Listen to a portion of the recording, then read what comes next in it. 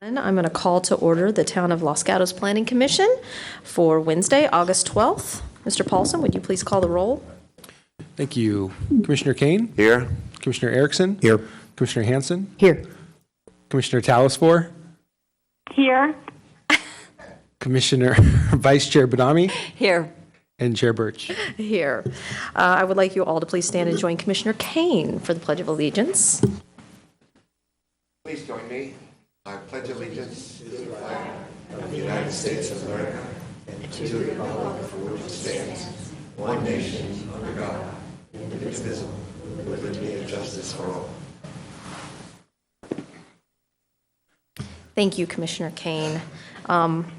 Before I start down here, I am going to point out the obvious, that while Commissioner Talasfor is not physically with us this evening, she is joining us via phone and has all the material associated with the evening tonight, has had the opportunity to visit the sites, and will be able to fully participate. So while she's not here, she's here in spirit with us.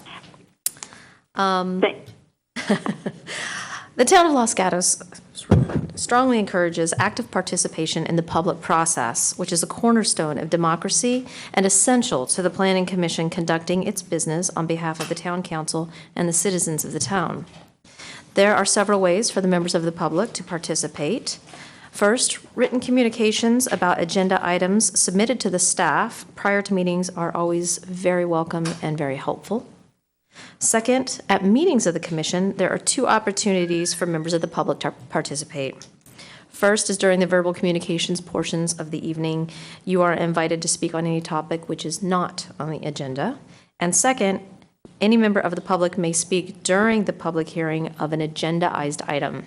You're going to notice something a little bit different this evening. When we call on the applicant to speak during the verbal portion of an item, we are actually now moving to match counsel, and we will be giving you 10 minutes to present your item, and I'm going to ask the town council to expand a little further about what that means. Yes, good evening. We recently changed our rules to mimic that of the council, and your rules and procedures state that there'll be 10 minutes for the applicant or the appellant.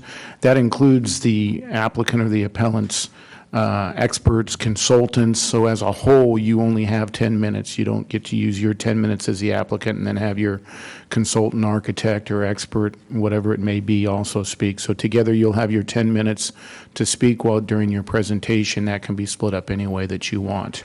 The other thing I'll just mention, since it was mentioned that Commissioner Talasfor is participating telephonically, our meetings are governed under the state law by the Brown Act. That act that was enacted way back 50 years ago does allow for telephonic appearances. We rarely do have that in Los Gatos, but we do have it tonight, and she's participating telephonically.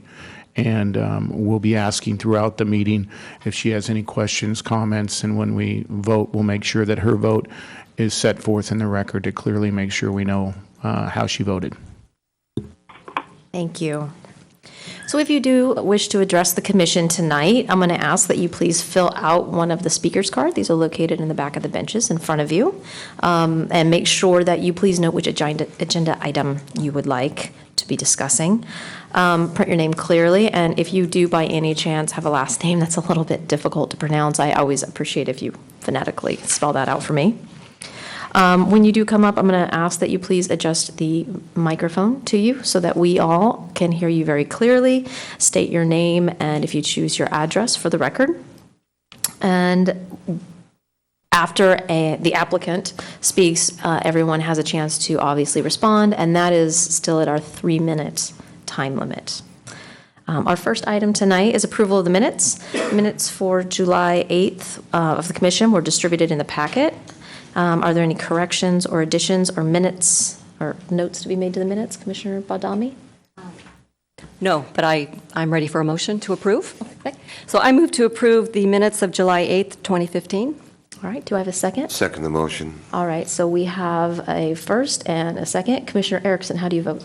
So I wasn't in attendance at this particular meeting, but I viewed the video because there wasn't anything better on TV to watch that particular evening, and have reviewed the materials and so forth, so feel qualified to support the motion. All right, well, as we do have Commissioner Telesfor on the phone, I am going to go down the line for the vote, so that means that you support Commissioner Hanson? Yes. Okay, Commissioner Telesfor? Yes. I also vote yes. Okay, passes unanimously. Next, are there any written communications this evening? Yes, there are desk items for item number 2 and item number 3. Has everyone had a chance to review the desk items this evening? Commissioner Telesfor, did you have a chance to review the desk items this evening? I did. I reviewed them online, All right, thank you. as they come to us online as well as at our desk. Correct. Are there any requested continuances this evening? There are not. In addition to serving on the Planning Commission, members of the commission serve on town committees. Do we have any reports this evening? None? All right. So that means we have now come to the verbal communications portion of our meeting.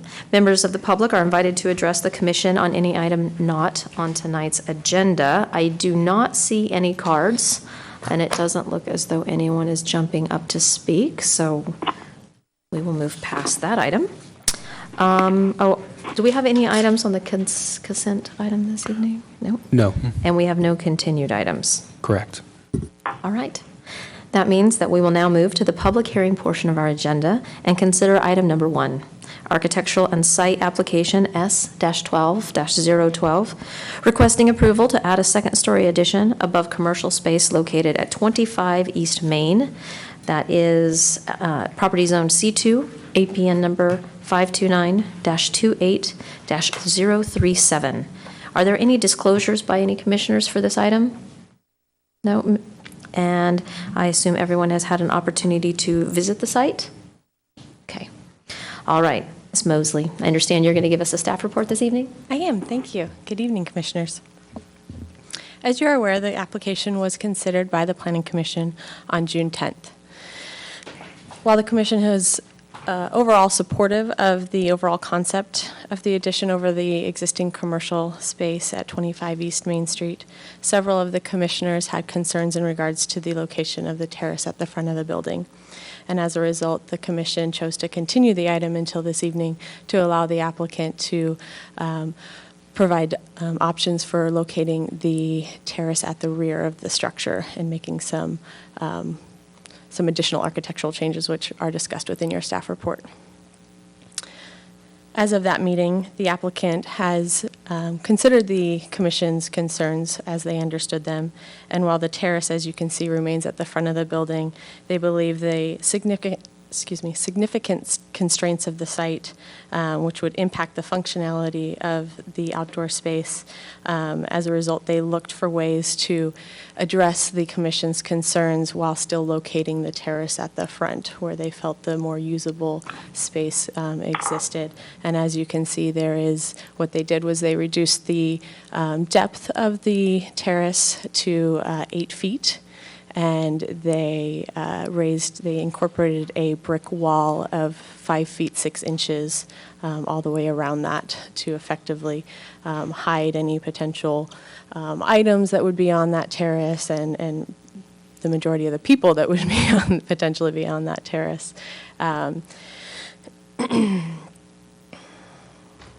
In addition, they have added a sloped metal roof from the lower level up to that terrace wall to help hide the height of that wall and also help ease that transition from the first floor into the second floor, because there was some concerns about the setback of the second floor. And as the consulting architect and staff looked at it, it does help ease that transition and integrate it a little more appropriately. Staff does believe that the applicant has addressed the Commission's concerns in an appropriate way, given the constraints of the site and the long-term functionality of the residents. And if the Commission agrees, staff recommends the Commission approve the application, subject to the conditions attached in Exhibit 11 of your staff report. This completes staff's report. We are here if you have any questions. Thank you. Do we have any questions of staff? Commissioner Kane? If you mentioned it, I didn't hear it, so I apologize. At our last hearing, there was a great deal of concern, anxiety, maybe fear, in evidence on one of the neighbors. Didn't know how the process would work, didn't know what that meant to her building. Do you know if the applicant, did the town encourage, did the applicant talk to the neighbor and try to reduce her fears? Yes, the contractor for the applicant did meet with the neighbors that were concerned. I believe it was the son and daughter-in-law, and they provided some visual drawings of how that wall would be constructed and then installed. And as far as staff is aware, their concerns have been alleviated. Staff has not heard from them. I don't see them in the audience tonight. Thank you. Commissioner Hanson? I had a question regarding the hedge.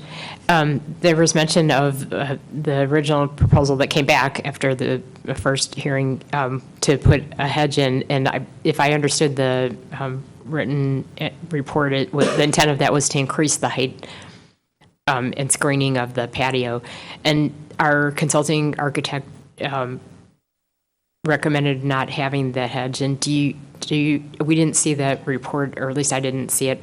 Could you comment on why they wanted to remove the hedge? So the applicant proposed that element to increase the screening of the terrace while providing it as a softer buffer rather than raising the height of that wall and screening it more with a wall.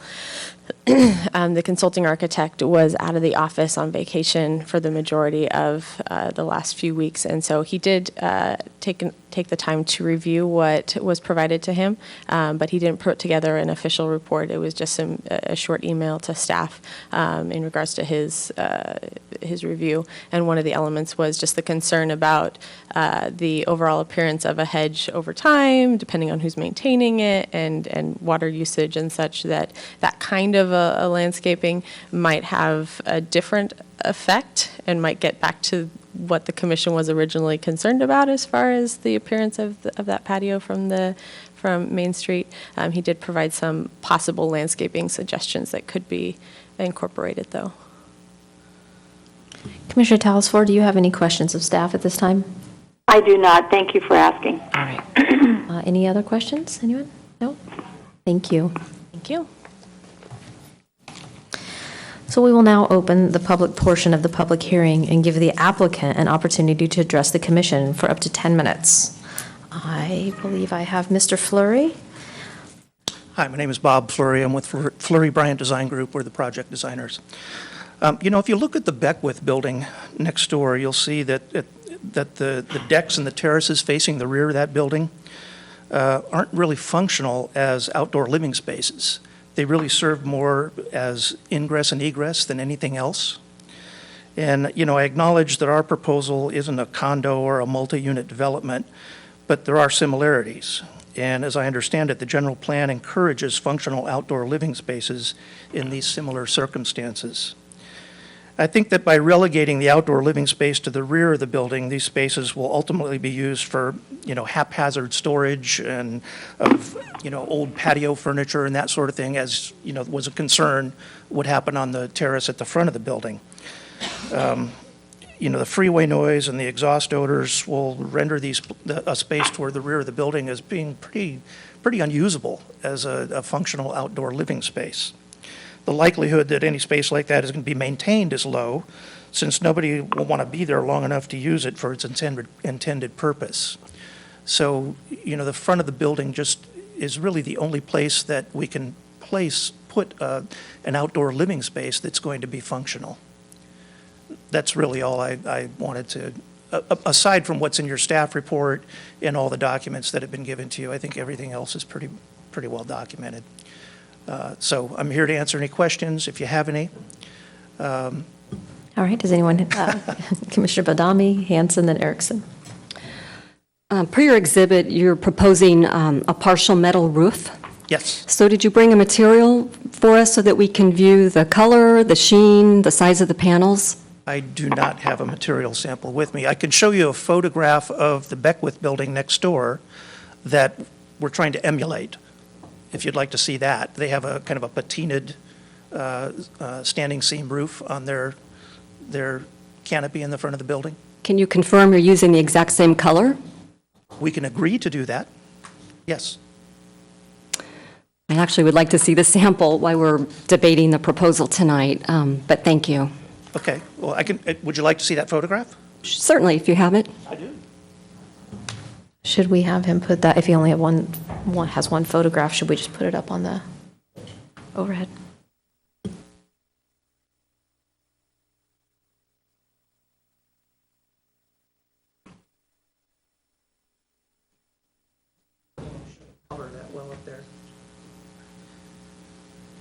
It appears to be a patinaed copper, but, I haven't climbed up there to scratch it and look at it.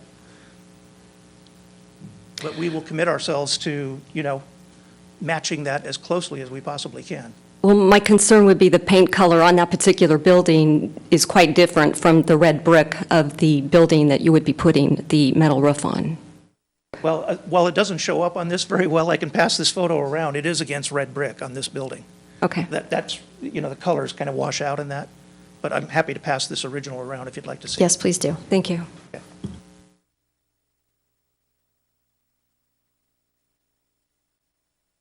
Commissioner Hanson? Oh, he took us back. I wanted to ask again about the height of the, first of all, I wanted to say thank you for coming up with the idea for the wall. I think that's a reasonable compromise for having this patio outside in the front. But I wanted to ask about, your original proposal had a hedge and above the wall, and then the consultant recommended to not have a hedge. And from reading the report, it sounded like that you had agreed to do the hedge, but then when the hedge wouldn't be there, you wouldn't agree to make the wall any higher. So I wonder why the height of the wall is 5'6" when the idea is to screen it from the street, and then quite a number of people are above 5'6". So if you could just comment on that. Well, plotting lines of sight from down on the street and across the street where people are going to be looking up at this, we tried to find a compromise height where if you were in the space, you didn't feel like you were, in prison. And at the same time, we were trying to screen it from the line of sight down at the street. So if you're standing in that space, unless you were right up against the front wall and you were a tall person, you can't even be seen from down on the street. Even from across the street. You'd have to be in one of the balconies in the penthouse across the street to even see what's going on up there. So it was kind of a compromise between how does the space feel and what's the off-site visual impact.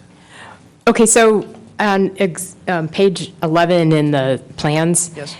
I like this drawing with the line of sight. Now, it looked to me like that was without the hedge, or was it with the hedge? Because all the drawings that we received included the hedge, and if the hedge isn't part of it, then it makes it harder to evaluate what it would really look like. Let me take a quick peek.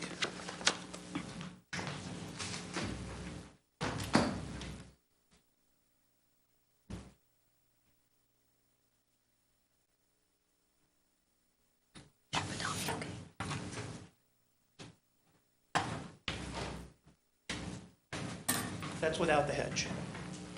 That's just the hard construction, that line of sight. Okay, so if I read this thing correctly, their line of sight will go above the patio to the awning behind it? Correct. Okay.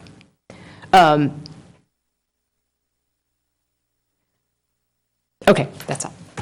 And just to revisit the last comment, Mike Kondo, our general contractor, did the work on the Beckwith building next door, and he's confirmed that that is a copper metal roof. Commissioner Erickson, did you have a question?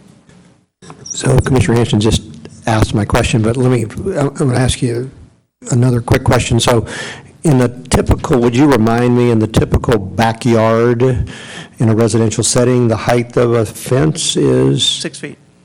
So why would 6 feet not be an appropriate height in this particular case? Just because it's such a confined space, we're just trying to make it as comfortable as we can for the occupants. Okay.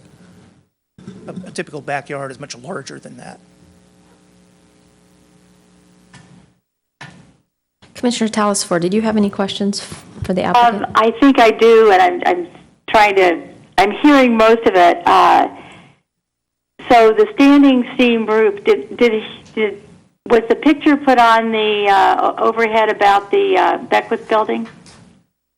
Yes. Yes, it was. Do you want us to put it back? See that? I don't know why I didn't see that. Could you go, oh, you know why? I'm a minute or two behind you. We're going to put it back up I'd like for you. to see it. So if you have any other questions, why don't you go ahead and ask while your time Okay. delay catches up to I us. wanted to, so the standing, well, I haven't seen the color of it. The standing seam roof, are you telling us that, I haven't seen the color, but would the color be, I see them in brown. What are you thinking for color?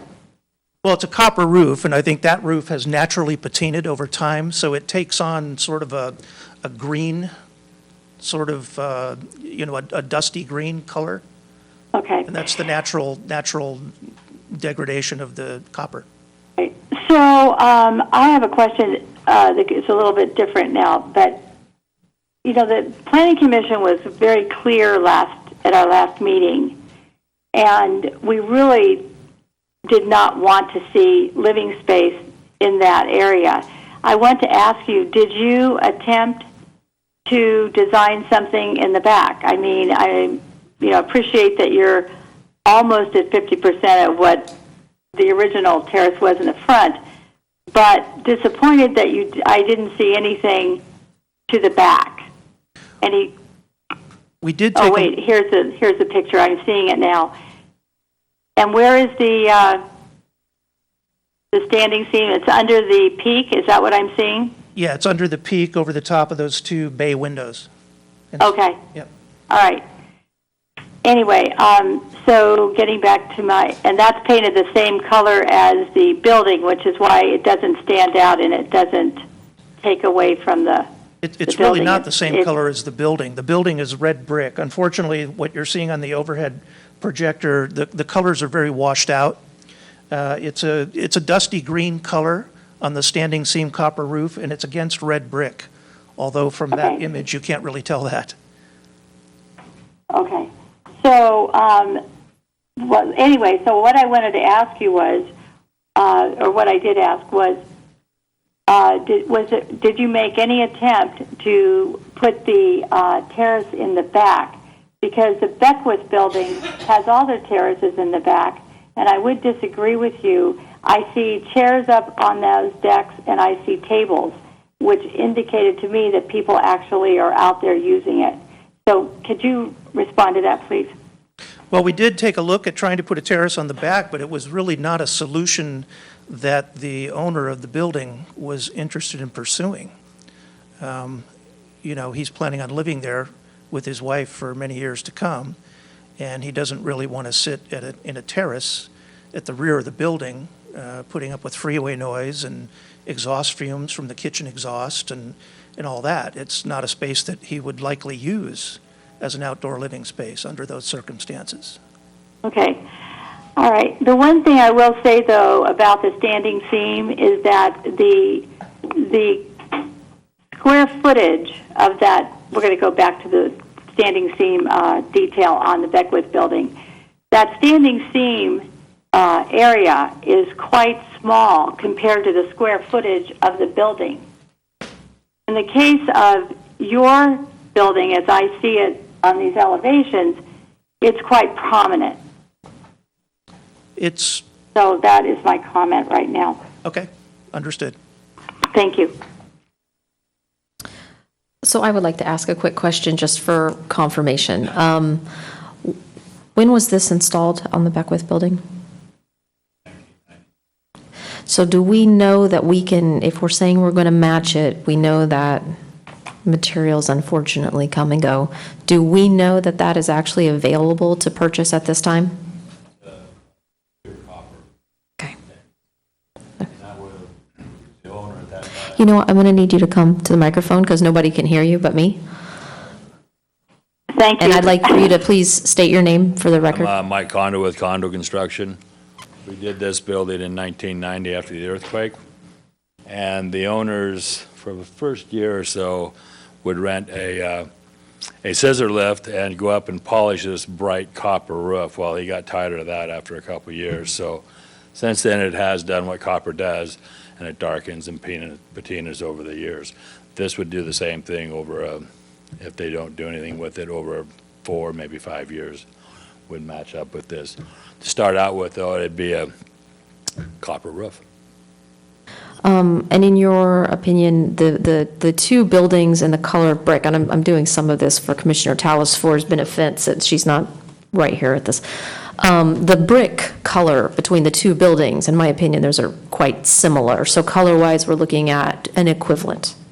Okay, all right. Thank you. Do we have any other questions? Commissioner Kane? I appreciate very much the work done on page 8, the designs of the building, showing a direct front view, but also the 3D cutaway that shows the restaurant, the peak, the hedges, and the peak. I think that's probably the best we can come up with for the concerns of all concerned. In that design, what I'm referring to is the 3D, the one on the right, what in fact will be there? I see bushes here with a low wall, and is that our territory to tell them that they have to be bushes or something, or strongly suggest it? This design looks pretty good, but what in fact will be there? Well, we have agreed, if it's a point of contention, based on the input from the town's consulting architect, we've agreed to remove the hedge. We would like to have the hedge. That would be our preference, but, if that's a sticking point, we're willing to remove the hedge. I suppose what we ought to do is wait till we have the opportunity to talk to each other, and then I can find out what they think about the hedge. But you're open. We're open. Thank you. We don't want to say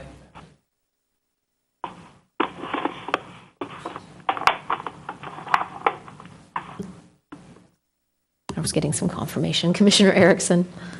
One other really quick question. In your design with the hedge included, the distance that you planned for the hedge to be above the wall was roughly 18 inches? Okay. So it would have gone up to, right, roughly 7 feet then? Okay. I'm going to ask everybody to pause for one moment because I don't believe the microphone is working very well. He's not being picked up. Yeah.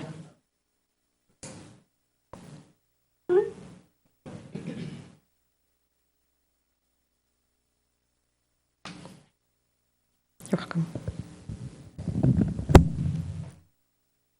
Better? Yes. All right. Commissioner Hanson. I wanted to ask a follow-up question based on what was just asked. My understanding is the brick wall, hedge or not, would be 5 foot 6 inches. Correct. Okay. Because I had the same thought when I looked at the drawing on page 8, is that in the right-hand drawing, the walls seemed to be just perspective-wise, it looked like it was a foot or two, and the hedge was as big as the wall. But that's just the drawing, right? That's just the drawing. That's not what we would expect. Yeah. Right, It's so- 5.5 feet is the intended height of the wall. Okay, regardless, hedge or no. Hedge or no, that's Right. correct. And so, and if the hedge was there roughly 18 inches, so it would be Be like 7 almost feet. 7 feet. Yeah. Yeah. Okay, thank you. Commissioner Badami. With the height of the wall at 5 feet 6 inches, what is the height of the French doors? They are 6'8". Thank you. Commissioner Talasford, do you have any other questions of the applicant right now? I do not at this time, thank you. All right. Does anyone else have any other questions? Seeing none, thank you. I'd like to introduce Netta Mansourian. We filled out a card for her, too. She has just a few minor words to say. Well, actually, is she part of the 10 minutes or another? Okay. Okay, so, all right. Okay, so, all right. Good evening, Commissioners. I'll make this very short and brief. I am Netta Mansourian. I'm here representing my mother and father, Al and Mary Mansourian, who own the property, which is a subject of this application. My father it was very important for him to be here tonight, but he had to fly to Canada to be with his elderly brother for the past week, and hopefully he'll be back in the next couple of days. But he did want me to express his regrets for not being here. This is clearly very important to him. We started this process when he was 70 years old. He is now 75. So in case anyone was wondering what's going on, why he's not here, it's certainly not for lack of significance and impact to him, and he wanted to express his apologies for not being here personally.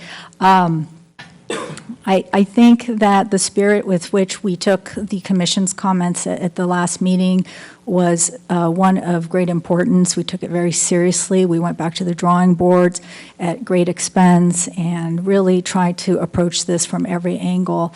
And what you have seen submitted is really in the spirit of that effort.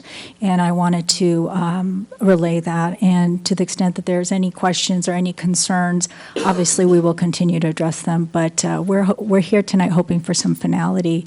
And for the record, we don't mind what hedge or no hedge. You tell us what you want, and we're good with it. So and I think that's it. And unless there's any other questions, if anyone has any questions for me, I'm happy to answer those on behalf of my parents. Does anyone have any questions? Commissioner Telesfor, do you have any questions? Not at this time. Thank you. All right, thank you. Thank you. Normally, we would now invite additional public comment. I do not have any other cards, so I'm assuming that we have no additional comments from the public on this item. At this point, we normally would then give the applicant an additional 5 minutes to address any comments or bring up anything new. Do you have anything in addition that you would like to mention? All right. I apologize. I forgot to mention this. Commissioner Kane asked earlier, I believe, about our communications with our neighbor and what we've done to further those efforts in communication. Mike Kendo, who's here this evening, has, and I've seen many emails exchanged with our neighbors, meetings with her, and we have left with the impression that they are very positive and feel that their issues and their concerns have been satisfied. And the takeaway from all that was that Mike has agreed to continue to work with them, and as the project starts, they will continue to work together and meet on site and address any issues they have. So my impression is that those concerns have been addressed, and that's probably why you don't see them here this evening. So, and that's all I wanted to say. Thank you. Thank you. Any additional questions? Commissioner Telesfor, do you have any other questions? I do not at this time. Thank you. All right, then we're now going to close the public portion of the public hearing for this item and ask commissioners if they have questions of staff, want to comment on the application, or would like to introduce a motion for consideration or discussion. Commissioner Kane, and then Commissioner Erickson. Yeah, my comment is supportive of the project. The amount of work they've put into the revision, the evidence that they gave consideration to staff comments, to commission comments. I like the way the front of the building looks now, and I'd like to hear from folks whether they want to see a wall or whether they want to see a hedge. But I like the project as revised. I spent some time in the back of the building. I would have been more sensitive to the odors had it not been for the roar of Highway 17. So I think the suggestion I may have had of a back porch patio is not a very good one. So I'm in favor of this project, and if other people are, I'd like to know what you think we should recommend regarding the wall or the hedge. But I would request that now and in the future, we have a stipulation that this patio not be rented to 7 sophomores from Arizona State, because they're just We will gonna very specifically throw stuff add the Arizona State. Council, would you like to, so that we don't have too much conversation on something we probably really can't govern? Well, it's very difficult to mandate that a hedge be kept at a certain level. We usually don't get into the landscaping of it, and certainly they can't be more than 6 feet, nor could the wall be more than 6 feet. So, I think if you have issues regarding the height, the maximum would be the 6 feet. They're at 5'6", and I think that's where your discussion should be. If in fact, if you're looking in typical backyard, even if they wanted to put hedges in there, it couldn't be more than 6 feet because we have that even on our books that hedges can't be more than 6 feet height. I suppose, your CUP could deviate from that height limit, but I'd have concerns on doing that because we do have a 6-foot height limit for hedges inside property lines, and this really is on private property, a little different than your normal residential neighborhood. So I don't know if that helps you or not, but I think that's where the discussion should be, whether 5'6" is enough or whether it should go up to 6. But I don't think we should go above the 6, otherwise that deviates from what our code says. I would. Actually, hold on, Commissioner Talsvar. What I was going to do, since you're on the phone, I talked to staff, is I'm going to just go directly down the line for comments. And Okay. So Commissioner Erickson is next, then Hanson, then Talsvar. I'm actually going to introduce a motion for consideration, if that's okay with the chair. That is fine with me, and then we will continue with discussion Okay. to each of them. So I will move for the commission to approve architectural site application S-12-012, which is to construct a second-story addition above the commercial space otherwise occupied by Igati Restaurant for the separate living quarters as proposed on the property that is zone C2, located at 25 East Main Street in downtown Los Gatos.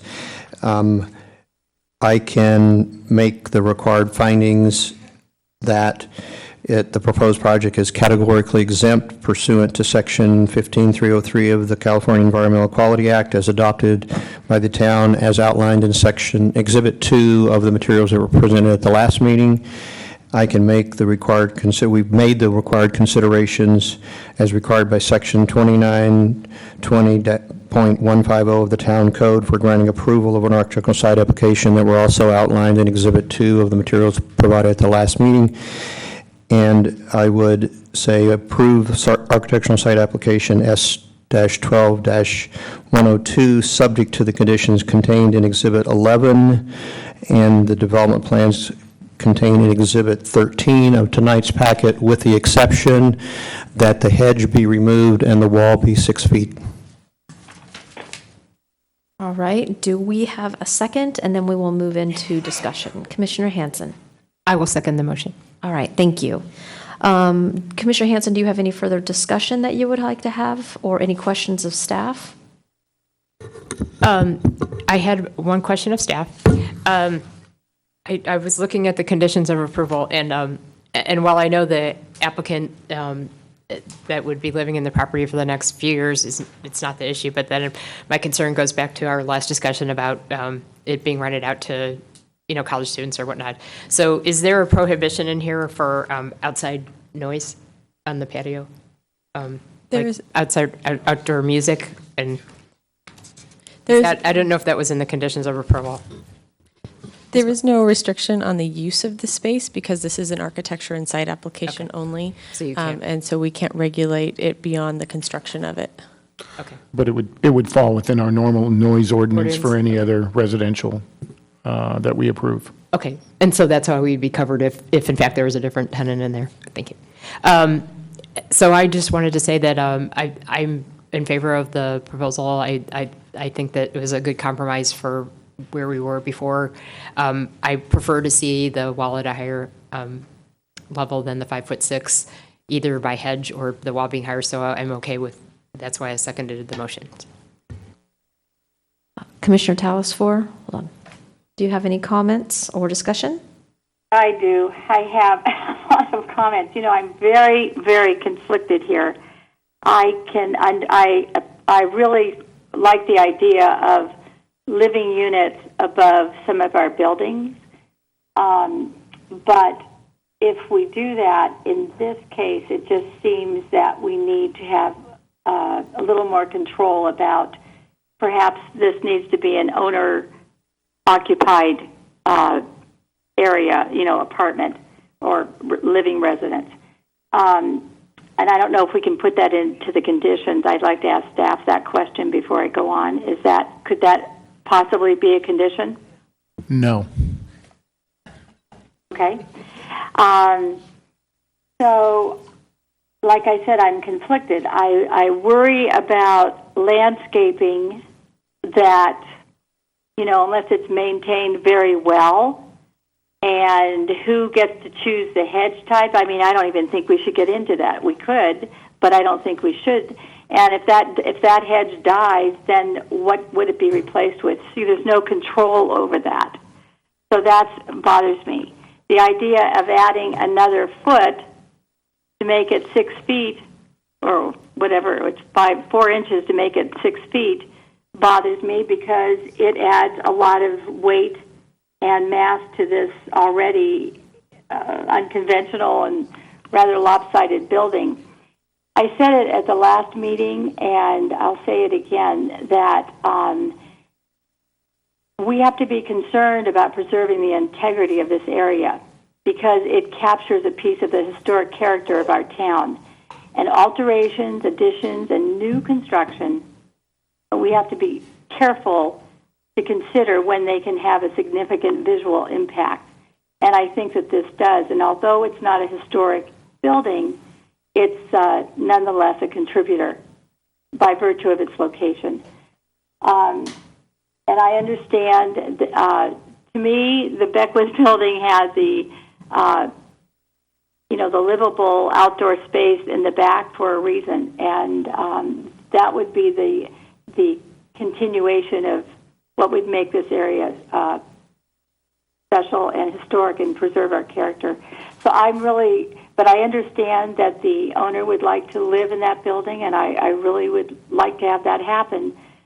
But I don't think I can give up on the fact that possibly in the rear, I'm surprised that a garden room wasn't looked at, which could have been a glass enclosed, beautiful atrium, as they can call it, that would have had a better view of trees, and the sound would have been protected by the glass. I'm just not sure that enough thought was put into it. That's my comments right now. Thank you. All right. Thank you, Commissioner Talasfor. Commissioner Kane, 1 second. I'm going to go to Commissioner Bandami and then you. Commissioner Bandami? I also shared Commissioner Talasfor's concerns with that outdoor terrace. It faces a pivotal intersection in our commercial district. It's out of character. I can't find another example in town of a situation like this. We would have no control over social activity, lighting, or noise. It could hinder pedestrian flow or the town ambiance. There is an opportunity to place the terrace in the back, and it would be nestled among the trees. And I did have some concerns with our commercial design guidelines, and that would be regarding mixed-use projects. And on page 11, it does talk about the fact that entries to upper floor uses should be on facing streets or on landscaped passageways with direct access to the street, and that the upper levels should be designed with a distinctive character and design elements that will relate the upper levels to the street and provide visual interest. What we have for visual interest is a 6-foot brick wall, but I am in favor of a 6-foot brick wall. But I would like to see some visual interest that the commercial design guidelines gives us some examples. And that would be bay windows, projecting balconies with the French doors, awnings over the windows. And in addition to that, the entry to the home or the residence should be distinctive and well-defined. And I don't see that. So those are my concerns. I think the idea, I would love to live there, and I think it would be neat. But I do have concerns in a commercial district, and I think that there's a trade-off that when you want to have a residence in a commercial district, there are trade-offs. You're living in a commercial zone, the central business district, and I'm not sure it guarantees you peace and quiet and a private outdoor living space, which I don't believe is even regulated by town code as a requirement. Those are my comments. Thank you. Commissioner Kane, you had another comment or question? Well, does the chair have comments or questions before I go? She does, but I can wait. Go ahead. We can wait. Okay. So mine is I support this. I do. I actually really think that the roof through time, matching with the bricks, and the fact that when you do take a look at the vantage point from the street, the second story is set back nicely. I actually think it's going to be very lovely. I do appreciate that you did reduce the size of the patio. I do think that simply based on size, it's going to limit future activities. I hardly doubt your father's going to be doing anything out there. But for future activities, I think the reduction in the size is going to be very beneficial. I had a hard time supporting putting the living space in the back simply because when I went back there, it was pretty hot and it smelled incredibly bad. But that was my personal opinion. Sorry. So I appreciate the efforts and the revisions that you made. I will support the additional 6 inches of the wall. I would rather do that than honestly have a hedge. We are in a drought. I'm not going to be overly excited about adding additional vegetation that's going to take up water at this point. In the future, if he would like to do something, that's his own discretion. Commissioner Kane, what was your comment? Well, I got a feeling this isn't going to fly, but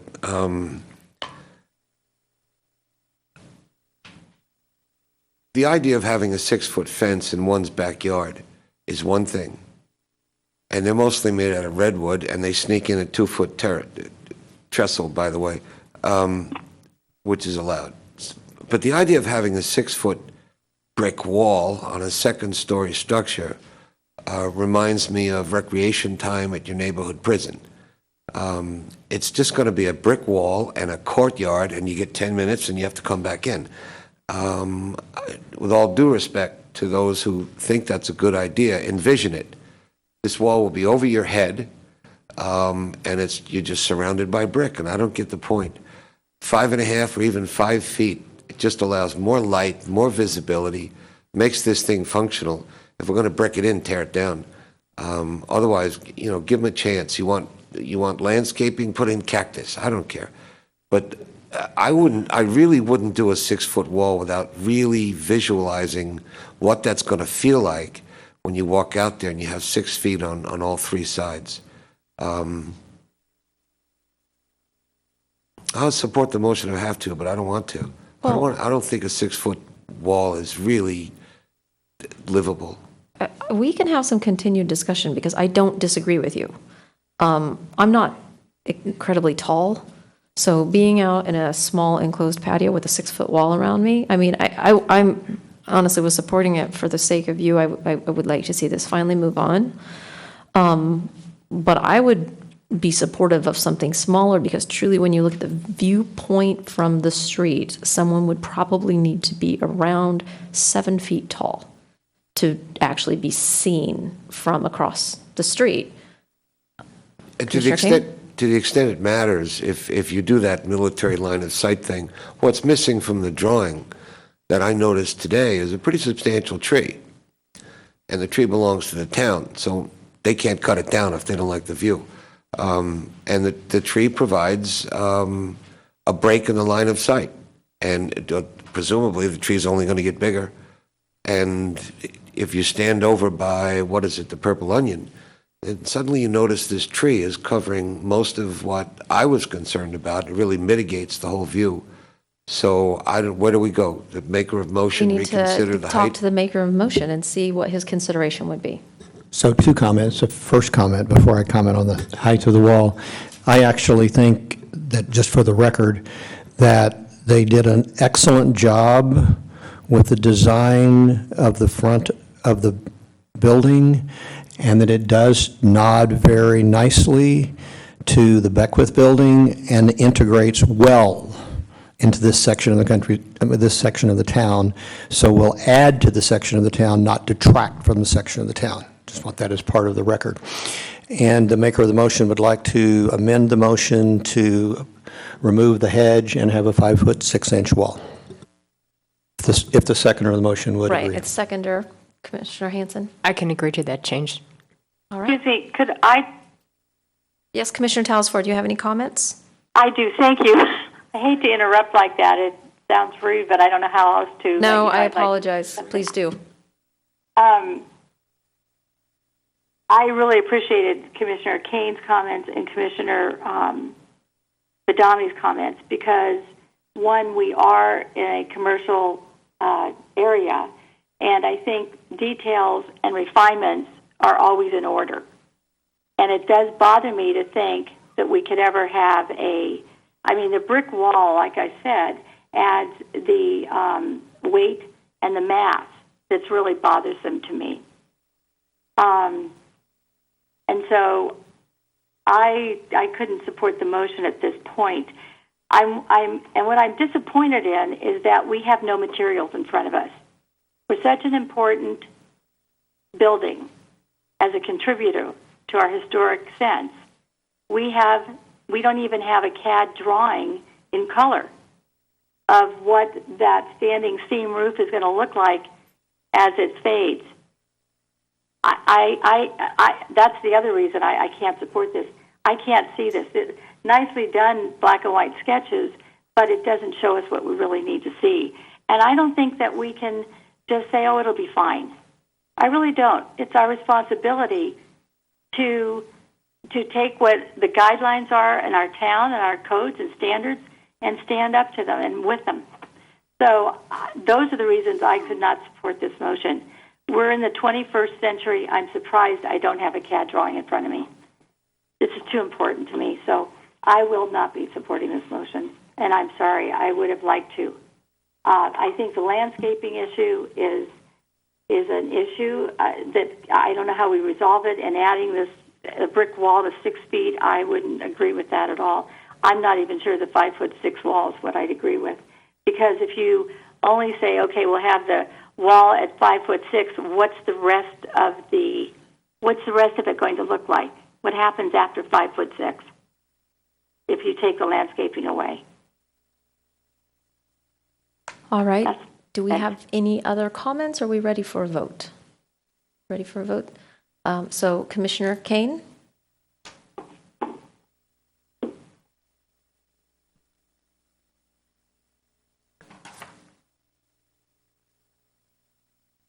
See how this goes. I will not support the motion because I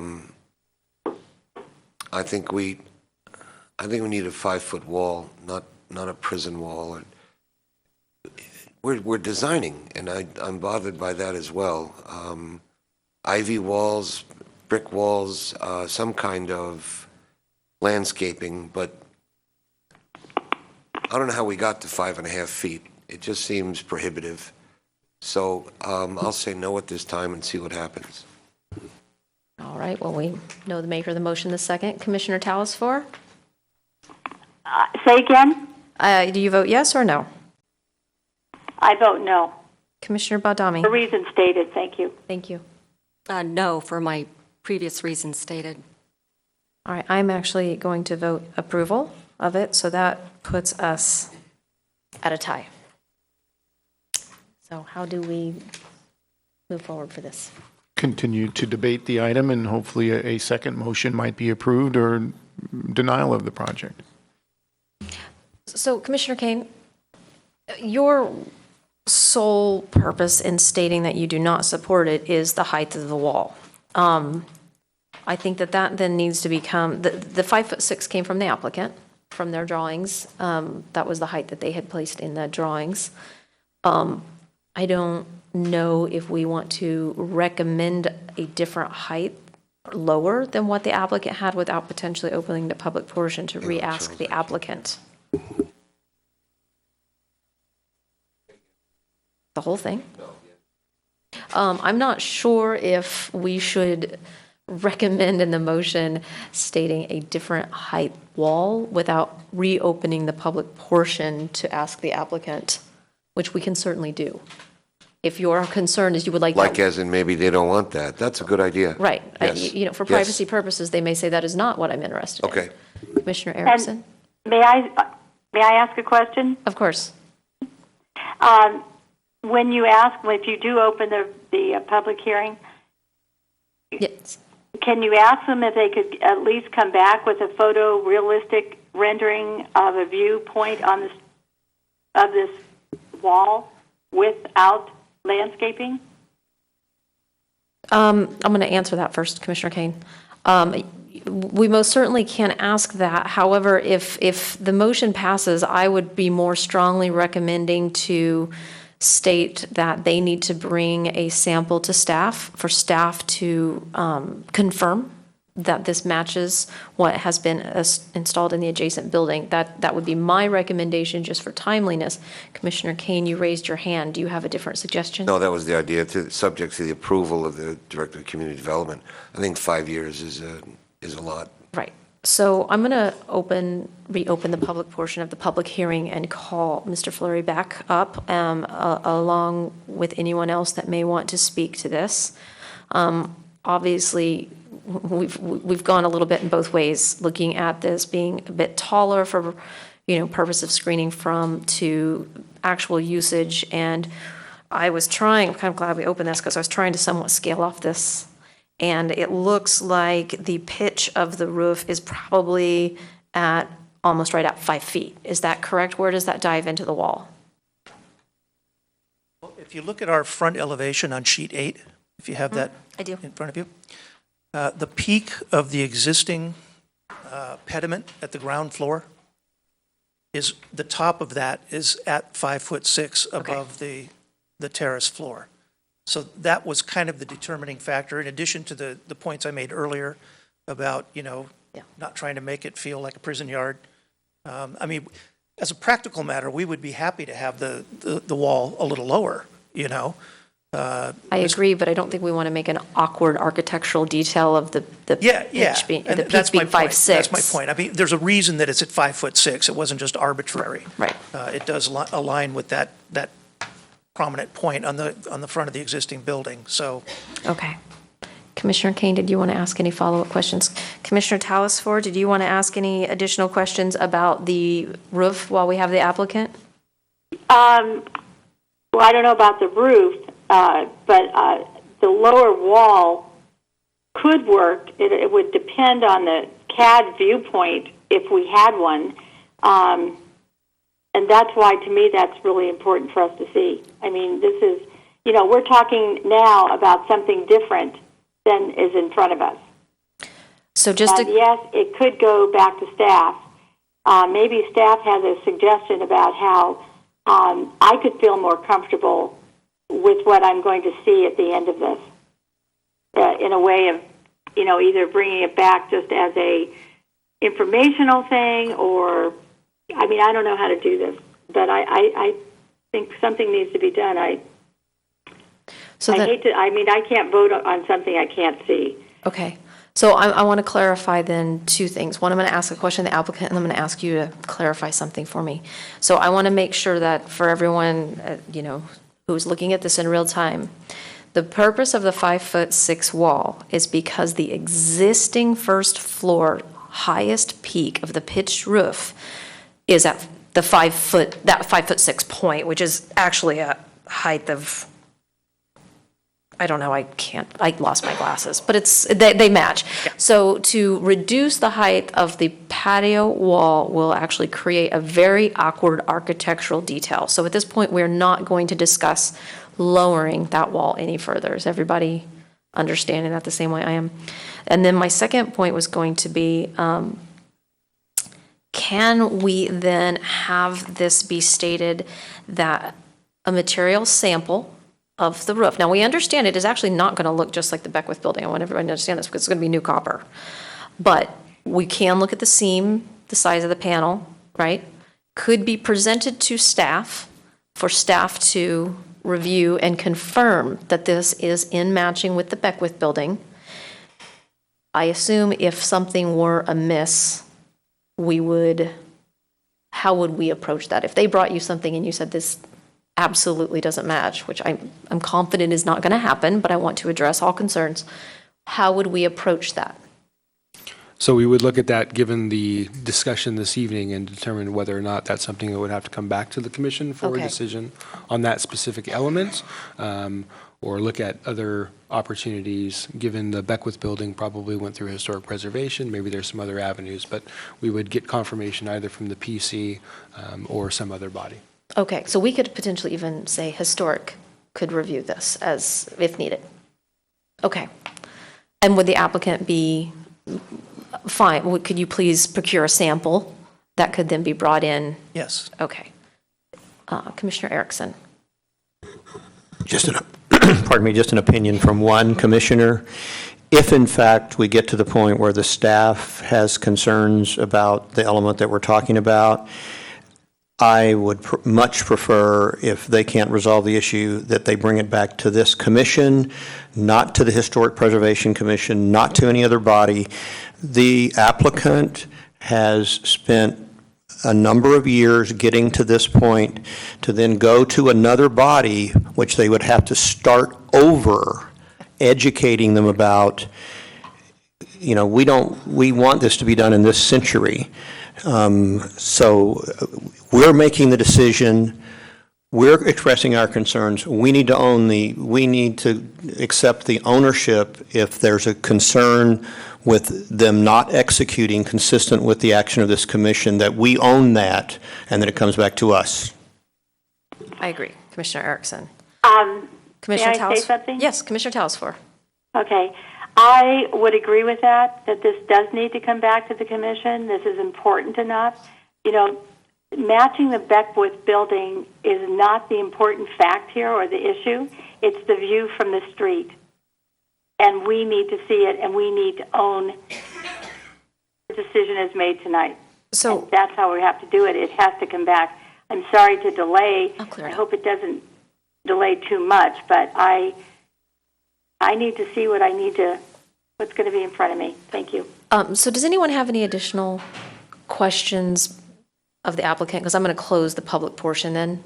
Thank you. I'm going to close the public portion again. Thank you very much. I do want to clear something up, and I want to make sure the maker of the motion is in agreement with me. The idea is that, oh yeah, I'm sorry, we don't have a motion. So I want to make sure my other commissioners are with me on this.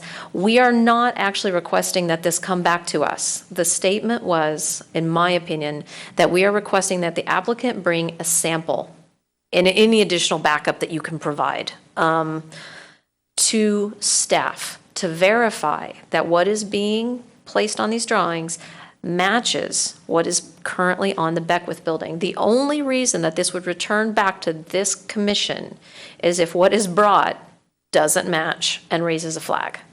Are the other commissioners, Commissioner Erickson, Hansen, are in agreement with me? Commissioner Talasfor, is that clarifying in what the commission is discussing right now? Yes, but I wouldn't agree to that. Okay. I would, sometimes staff has, and I'm not sure what the term is, staff could help me with this, but in the past, staff has given us a cursory view of a project. It didn't require a meeting, or just was something that they passed on to us, or staff, can you help me out with that? I don't believe that we would call a special meeting but we could. No, I don't want I didn't mean a special meeting at all. It's just that the final, either the final plans are in their office and we can come down and view them, or, when this is all put together. Do you know what I'm asking for here? Joel, did you I would like to see myself. Maybe I'm the only commissioner that does, but I think this is important enough that I would like to just see what is brought back to staff. Anyone who wishes How can to we make view the that material, happen? we can make that information known when we have it, and they can come down and take a look at it if that's the desire of the commission. Okay, right. I would agree to that. All right. Thank you, Mr. Paulson. So continuing that discussion, Commissioner Erickson. So I will move to approve architectural and site application S-12-0-0102 at the subject property located at 25 East Main Street, that is requesting approval to construct a second-story addition above commercial space, otherwise known, occupied at the present time by Igati's Restaurant, to create separate living quarters. And I can make the required findings, and the architectural site application is subject to the conditions of approval that are in there, with one exception, and that's the removal of the hedge. And I would expect that the staff would do their normal excellent job with being sure that the owner of the property and the contractor and the architect follow the direction that is been provided to the by the Planning Commission and is contained in the drawings and the other conditions of approval. Wonderful. Commissioner Hanson? I second the motion. Great. All right. Do we have any further discussion before we take a vote? Commissioner Badami? I have a question of the maker of the motion. Are we back to the 5.5-foot fence? There was no change in that condition in the motion made. Thank you. So, take the vote. Commissioner Kane? Aye. All right. All right. Commissioner Talasfor? No, as stated for reasons before when I was talking. Thank you. All right. Commissioner Badami? No, per my concern stated earlier. All right. And I will vote yes, so that now passes 4-2. Mr. Paulson, are there any appeal rights? There are appeal rights. Anyone who's not satisfied with the decision of the Planning Commission can appeal that decision to the Town Council. There's a fee for filing the appeal. The appeal form is available in the clerk's office, and the appeal must be filed within 10 days. Wonderful. Thank you. We're now going to consider item number 2, architectural and site application S-14-125, requesting approval to construct a second-story addition to an existing single-family residence located at 5 Augusta Court, and make other modifications with the reduced setbacks and exceed the maximum allowable floor area on a non-conforming property zoned RM-512, APN number 529-11-006. Are there any disclosures by a commissioner for this item? Have all the commissioners visited the site? Commissioner Yes. Talasfor? Okay, yes. Ms. Puga, I understand you're going to be giving us the staff. Hi, thank you. Good evening, Commissioners. On June 24th, the Planning Commission considered plans for a new second-story addition, other modifications with reduced setbacks, and to exceed the maximum allowable floor area on a non-conforming property.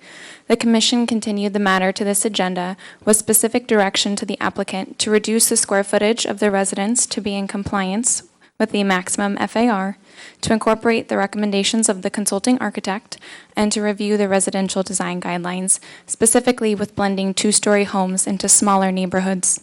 Based on the direction of the Commission, the applicant reduced the size of the home by 42 square feet.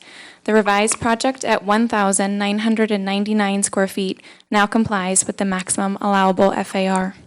The applicant incorporated 3 of the consulting architect's 6 recommendations, including increasing the front porch roof slope, adding a sloping roof above the attached garage, and moving the location of the garage door to the west elevation. The applicant also moved the location of the attached garage 2 feet forward, no longer encroaching into the required rear setback. The remaining 3 recommendations of the consulting architect were not incorporated by the applicant due to construction complications, the creation of additional floor area, and a desired number of bedrooms. The applicant has also modified the proposal to incorporate the residential design guidelines for blending two-story homes into smaller neighborhoods. These modifications include the addition of a sloping roof above the attached garage to separate the first and second floor wall exposure. The slope of the front porch was also modified, however, the existing footprint of that front porch was maintained, as recessed porches are a common feature in this immediate neighborhood. And lastly, the applicant set back the location of the second floor on all sides of the residence, a minimum of 3 feet and a maximum of 9 feet. While the revised application now complies with the maximum allowable FAR for the property, staff is still recommending denial of the application because it would create the largest home in terms of square footage and FAR in the immediate neighborhood. While there are partial 2-story homes in the immediate neighborhood, the proposal would result in a 2-story home with a greater visual mass. There is a desk item before you this evening which contains 2 letters of support for the application. This concludes staff's presentation, and we are available for any questions. Thank you. Are there any questions of staff? Commissioner Hanson? I just wanted to make sure I read the report correctly. Relative to when we saw this the first time, the applicant, my understanding is now not violating any provision of the residential design guidelines. They have redesigned with direction from the commission to meet those intents of the residential design guidelines for blending the home. However, staff feels that based at the square footage, the home would still be 313 square feet than the larger home, therefore creating a larger visual mass. And then that is in the residential design guidelines to be consistent with the neighborhood. Correct. Are there any other questions of staff? Commissioner Kane. So what you just said is essentially the definition, the operant definition of largest home in the neighborhood. Correct. Because there's nothing specifically that says thou shalt not have the largest home in the neighborhood, but there are a lot of cousins and sisters to that language. But it doesn't say that per se, does it? It does not. Commissioner Talis-Ford, do you have any questions of staff at this time? I do. I just wanted to clarify. I know it was in the report, but let's make sure we say this out loud. They have met all the setback requirements. Is that true? Do I understand that to be right? That is correct. Thank you very much. Do we have any other questions? Commissioner Kane, did you have another question? No, they have or they haven't? They have. They're no longer encroaching into their required rear setback by moving the garage 2 feet forward. So if I was to oppose the project, it would seem like the only basis I have is largest house in neighborhood. Neighborhood compatibility. And all the references from where that concern comes from. That's the violation. Correct. So it's the residential design guidelines for neighborhood compatibility. Okay. Thank you. Have any other questions? No? Thank you. Okay. So we now are going to open the public portion of the public hearing and give the applicant an opportunity to address the commission again for up to 10 minutes. And Amy Arnaudo? Arnaudo. Okay, please state your name and your address if you wish for the record. Yeah, good evening, everyone. So I'm Amy Arnaudo. I'm the applicant on this project. Just really quickly, so I know in the agenda it says that we're still in violations. That might have been a mistake, which is where the confusion was. So just wanted to clarify that as you heard, that we are in regulation now. I apologize, my husband couldn't be here. You saw him last time. He's in India, so he was unable to attend tonight. So you have me. So first off, I appreciate all the feedback from last time. So being the program manager that I was, I went back and listened to the recording and copied everything down and all your concerns to make sure that we went through and addressed them. Also went down and talked to Jocelyn as well to say, what can we do to really help meet a lot of the concerns that were brought up in terms of looking at the guidelines. So took all of that and met with our architect and revised the plans. Don't want to reiterate all the stuff that was said, but so we took out the 41 square feet from the top. So that was a recommendation that was brought up last time by Talis-Ford. We also moved the garage forward, so we don't have that setback violation. In terms of the consulting architects, we added the window, we increased the porch roof slope, and also instead of the planter box, we did move the garage forward to have that mid-height step back effect. And the ones not addressed were due to structural functionality of the house. So in terms of just the mass and the bulk and the character of it, so first, the character, we love how the house was. His grandmother bought it, and we're really trying to keep that from the look of the porch, the windows, the material. We don't want to change that. And also, too, it's going to be a remodel, so we're trying to keep the bottom floor as similar as possible with opening it up a little bit to kind of meet the functionality that we need.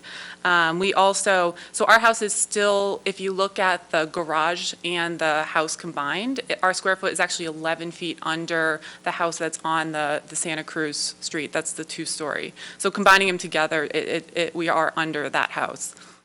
And then also, too, ours is a little bit under from a height standpoint compared to the house on the street.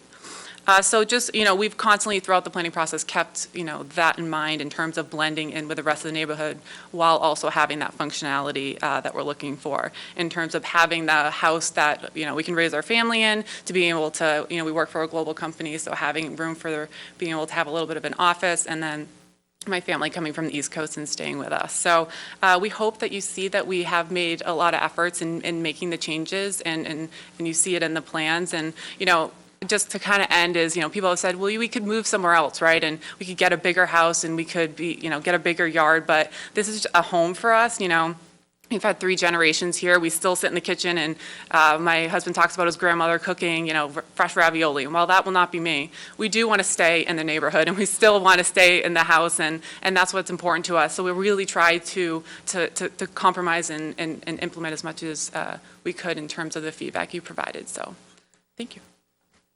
All right, do we have any questions of the applicant? Commissioner Kane? Commissioner Erickson? Commissioner Hanson?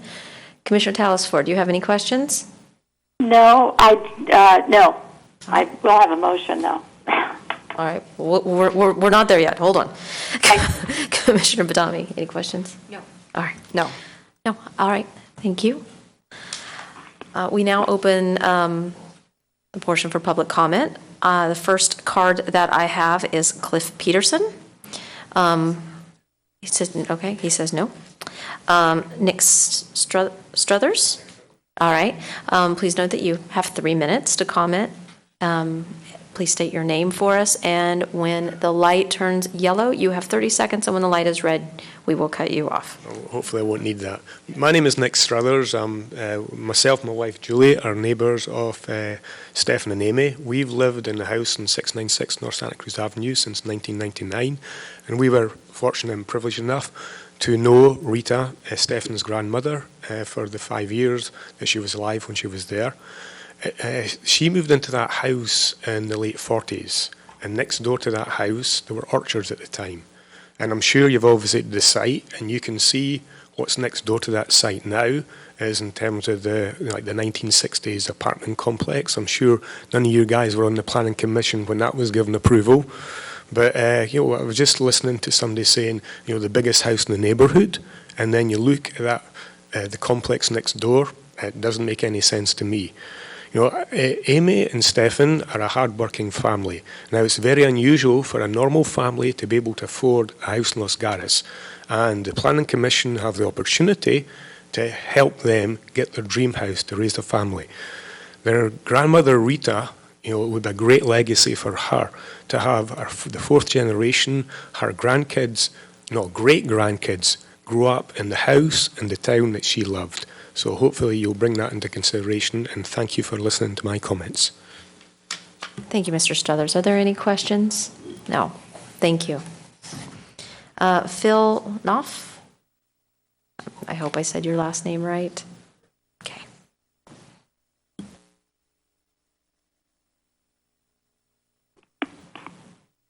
Thank you. My name is Phil Knopf, members of the Planning Commission. In the staff report on page 5, the summary section, you can see that the previous items of concern have been addressed and satisfied. Also, the square footage has been reduced by the 42 square feet to meet the 0.34 floor area ratio, yet staff still recommends denial. Why? Also on page 5 is the table showing the lot size of the 6 immediate neighborhood lots.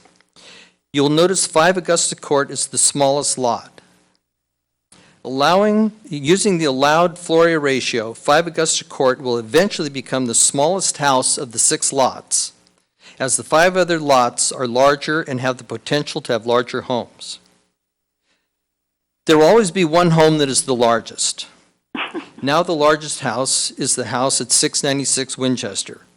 It was allowed to become the largest with the addition of a 2nd story and square footage that is more than double 2 of the other homes and approximately 60% larger than 5 Augusta Court. Again, there will always be one home that is the largest. For now, it will become 5 Augusta Court. And as pointed out earlier, it will still be smaller than the house at 696 Winchester when you combine the garage and living area together. To deny this application again on the basis of it being the largest house in the neighborhood is not fair nor just, especially since they have addressed and met all the provisions and conditions. I ask you to approve this application as it's currently submitted. Thank you. And I would also like to note that I've had many meals down there with Rita Arnado also on Sunday mornings, and with a lot of great memories in that house. And thank you. Thank you. Do we have any questions? No. Thank you. At this time, if needed, we would give the applicant 5 minutes to address any comments, questions, or concerns that they feel they need to do. Do you want to take? All right. All right.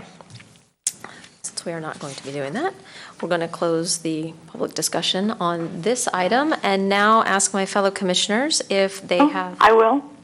All right. Jump right in. Can there, I jump Commissioner in Townsend. here, Commissioner Chairman Kendra? Yes, you absolutely can. I'm sorry. I'm such at a disadvantage for seeing anything. You're and just I fine, don't Commissioner mean to be Talsworth. rude, but I would like to make a motion on this. Okay. And I'll start now. Thank you. Most impressive to me about this was written by the applicant in his letter, which is Exhibit 10. He starts off, or she starts off by saying, "We took your comments, we worked with our architect, and we met with the planning staff and made changes to our existing plans."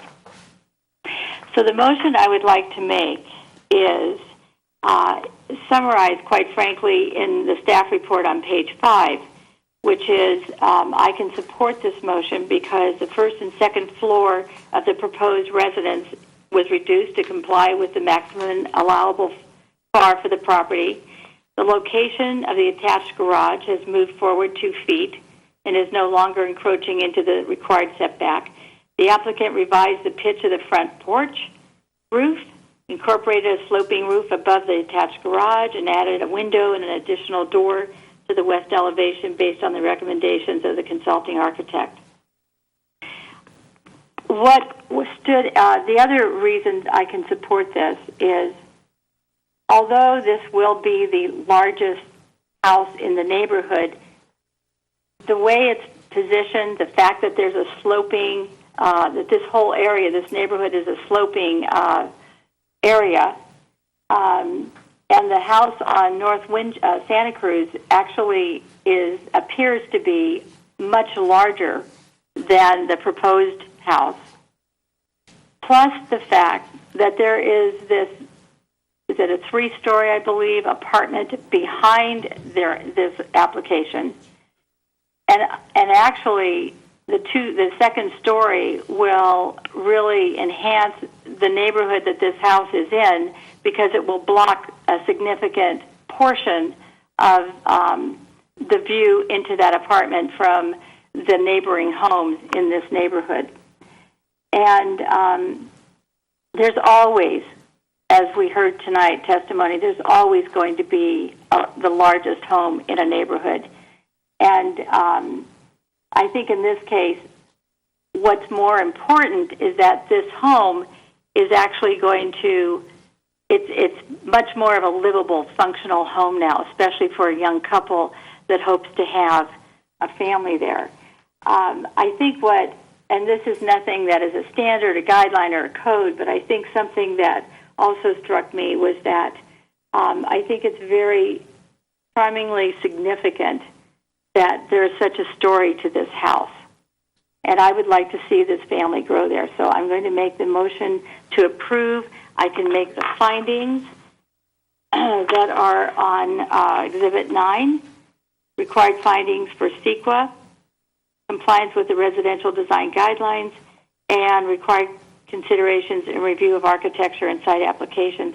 And I just realized that I forgot to say what I should have said, the important thing. I would like to move that we approve 5 Augusta Court architecture and site application S-14-125, and it's requesting approval to construct a new second-story addition to an existing single-family residence and make other modifications with reduced setbacks. That's not true anymore, is it? No, but I think based on the architecture and site application, the address, we're covered. Okay, great. Do we have a second? Done. Commissioner Badami? I'll second the motion. All right. Commissioner, do we need to have any additional discussion before we move to a vote? Commissioner Erickson, you have something you'd like to say? Just one comment. I was not present at the June 24th meeting, but I read the report, watched the video of it, and to the extent that I understand the concerns that were expressed at that commission, the applicant has done an awesome job of addressing those concerns. So I would be happy and feel fully comfortable in supporting the motion. Commissioner Kane, did you have a comment, or did you just want to give us your vote? I have a comment. All right. There's a lot of language behind largest house in the neighborhood, and we have for years applied that when it was appropriate to provide a denial. And my concern in negotiations or arbitration or progressive jurisprudence, counselor, is if we ignore largest house in the neighborhood now, do we in any way lose any kind of an ability to appropriately provide that in the future? No. So then, with respect to the quality of the family, the quality of the history, and the quality of the ravioli, which are irrelevant, I will support the motion. Commissioner Erickson, did you have a comment or your vote? I would just say, for the record, someone's house has to be the largest house in the neighborhood. And so because they meet the other specific guidelines in terms of floor area ratio and so forth, the real question that I was concerned about was neighborhood compatibility. I think both the design, the size, the attentiveness to maintaining the style and place of the home in the neighborhood were real nicely addressed as they contemplated the remodeling. So it easily meets the neighborhood compatibility requirement from my perspective. So I assume that is a affirmative vote, a yes. Did you vote yes? Yeah, well, Commissioner Kane already said he voted yes, so yes. Commissioner Hanson? I vote yes. Okay, we know Commissioner Talesfori, second. I also vote yes, so it passes unanimously. Mr. Paulson, are there any appeal rights to this? There are. Anyone who's not satisfied with the decision of the Planning Commission can appeal that decision to the Town Council. The forms are available in the clerk's office. There's a fee for filing the appeal, and the appeal must be filed within 10 days. All right. We're now going to move on to item number 3, Architecture and Site Application S-14-067, requesting approval to exceed the maximum allowable floor area and the maximum building height for an addition to a single-family residence located at 1350 Blackberry Hill Road on property zoned HR-2.5, APN 532-26-085. Yes? Madam Chair, I'm just thinking that this case could be involved. I have a number of questions. Would anyone be interested in taking a short break? Commissioner Talesfori, for example. That would be fine if we think that this may go a little longer than what we usually take a break. Second? All right. Yeah, so, all right. Not a motion. We're going to pause. We'll take a 5-minute, very quick stretch our legs break, and then we'll be right back. Appreciate it. Thank you.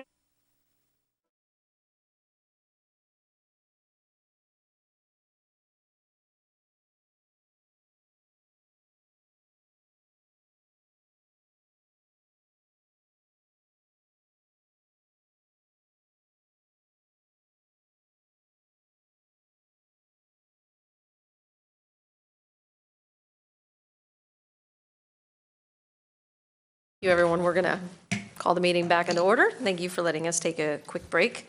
I'm not going to restate that, but we are back to, oh, actually, no, I'm sorry. We are going to make a quick change. I apologize. We are going to do a quick swap between items 3 and 4 for the expedition purposes. So we are going to actually see item 4, which is Architectural and Site Application S-15-048, requesting approval to eliminate a detached second dwelling unit on property zoned R-120, APN 529-33-003, This is located at 60 and a half Rogers Street. Are there any disclosures by any commissioners for this item? Has everyone had an opportunity to visit the property? All right.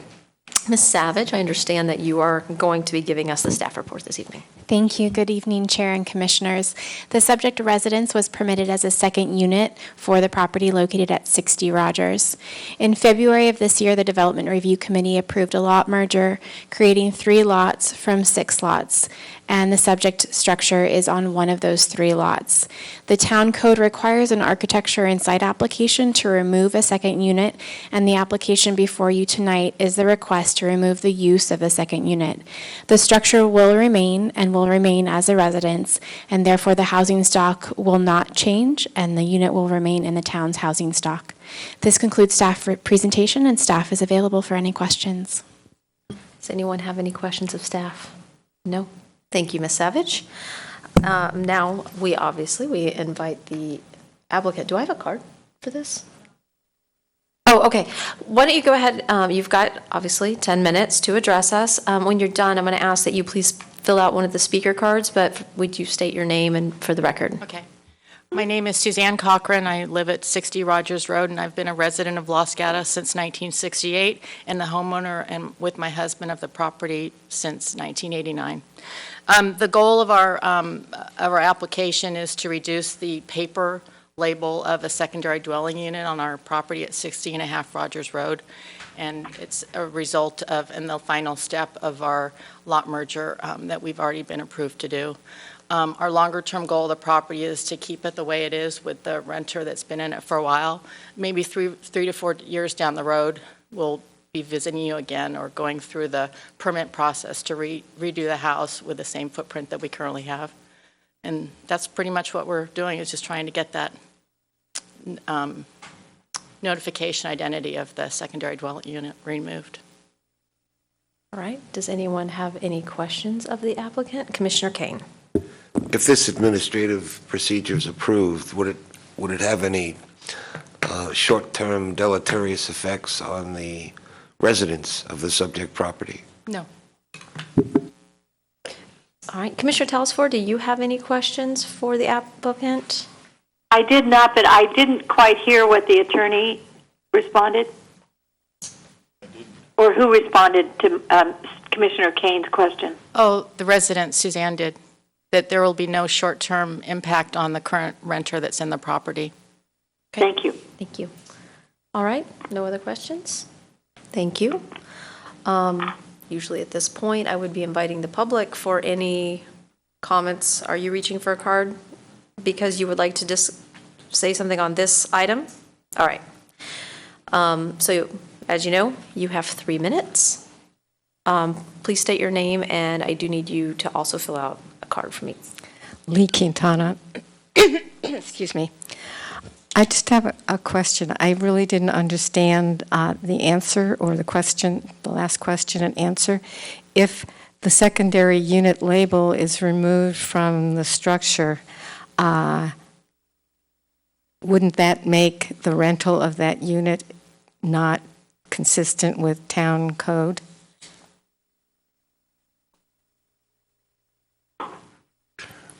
I'm not sure I quite understand your question, but it's going to be on a separate lot. And as the Cochrans own the property, they're free to rent that property out to whoever they choose. Okay. I'm sorry, I didn't understand it. So the house is on one lot and the secondary unit is on... Will be on one of the newly created lot merged lots. Thank you. That makes it much clearer and makes sense. Thank you. All right. We have no other comments. Well, hold on, I have to go through the whole process here. So normally we would give the applicant an additional 5 minutes. It does not appear that that's necessary, so I'm going to close the public portion for this item and then ask if anyone wants to have a question, discussion. Commissioner Badami. I don't have a question, but I would be ready to make a motion unless the other commissioners have discussion. Commissioner, can I, since she's on the phone, Commissioner Telesford, before she makes a motion, do you have any questions or comments? I have none. Thank you. Thank you. This seems to be a matter of formality here with this particular application. So I move to approve architecture and site application S-15-048, requesting approval to eliminate a detached second dwelling unit on property zoned R-120. I can make the required findings for CEQA. I can make the required findings for the elimination of a secondary dwelling unit without replacement as required by Section 29.10.330 of the Town Code. I can make the required finding for the elimination of an existing second unit as required by Section 29.10.09030E, that the town's housing stock would be maintained and that the existing residence will be maintained. The project will facilitate the preservation of the existing residence. The property owner has the desire or capacity to maintain the structure, and that the owner will maintain the structure as it exists. The economic utility of the building or structure was considered, and that the owner desires to maintain the existing well-maintained structure as a single-family dwelling. As required by Section 29.20.150 of the Town Code, the considerations and review of an architecture and site application were all made in reviewing this project. Do we have a second? Commissioner Kane? I'll second the motion. All right, do we have any comments or questions before we take a vote? All right, Commissioner Kane, we know. Commissioner Erickson? Is that a yes, or do you have a vote? Yes. Commissioner Hanson? Yes. Commissioner Talasfor? Yes. All right, I also vote yes, so it passes unanimously. Mr. Paulson, are there any appeal rights on this item? There are appeal rights. Anyone who's not satisfied with the decision of the Planning Commission can appeal that decision. The decision must be appealed within 10 days. The forms are available in the clerk's office, and there is a fee for filing the appeal.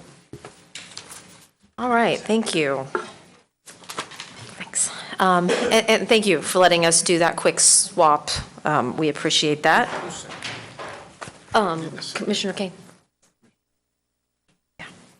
All right, now we're going to go back to item number 3, architectural and site application S-14-067, requesting approval to exceed the maximum allowable floor area and the maximum building height for an addition to a single-family residence located at 1350 Blackberry Hill Road on property zoned HR-2.5, APN 532-26-085.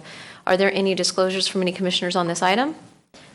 Oh, wow, okay, Commissioner Kane? I found the property the first time. I traveled every road up in Emdar Hills, and I could not find it the second time, Oh, okay. even though I had the gate passcode, which I thank you for. Yeah, which was I very couldn't get it this time. Okay, Commissioner Badami? In viewing the property, I made incidental contact with Amir Gorbani. Commissioner Talasfor, did you have any disclosures?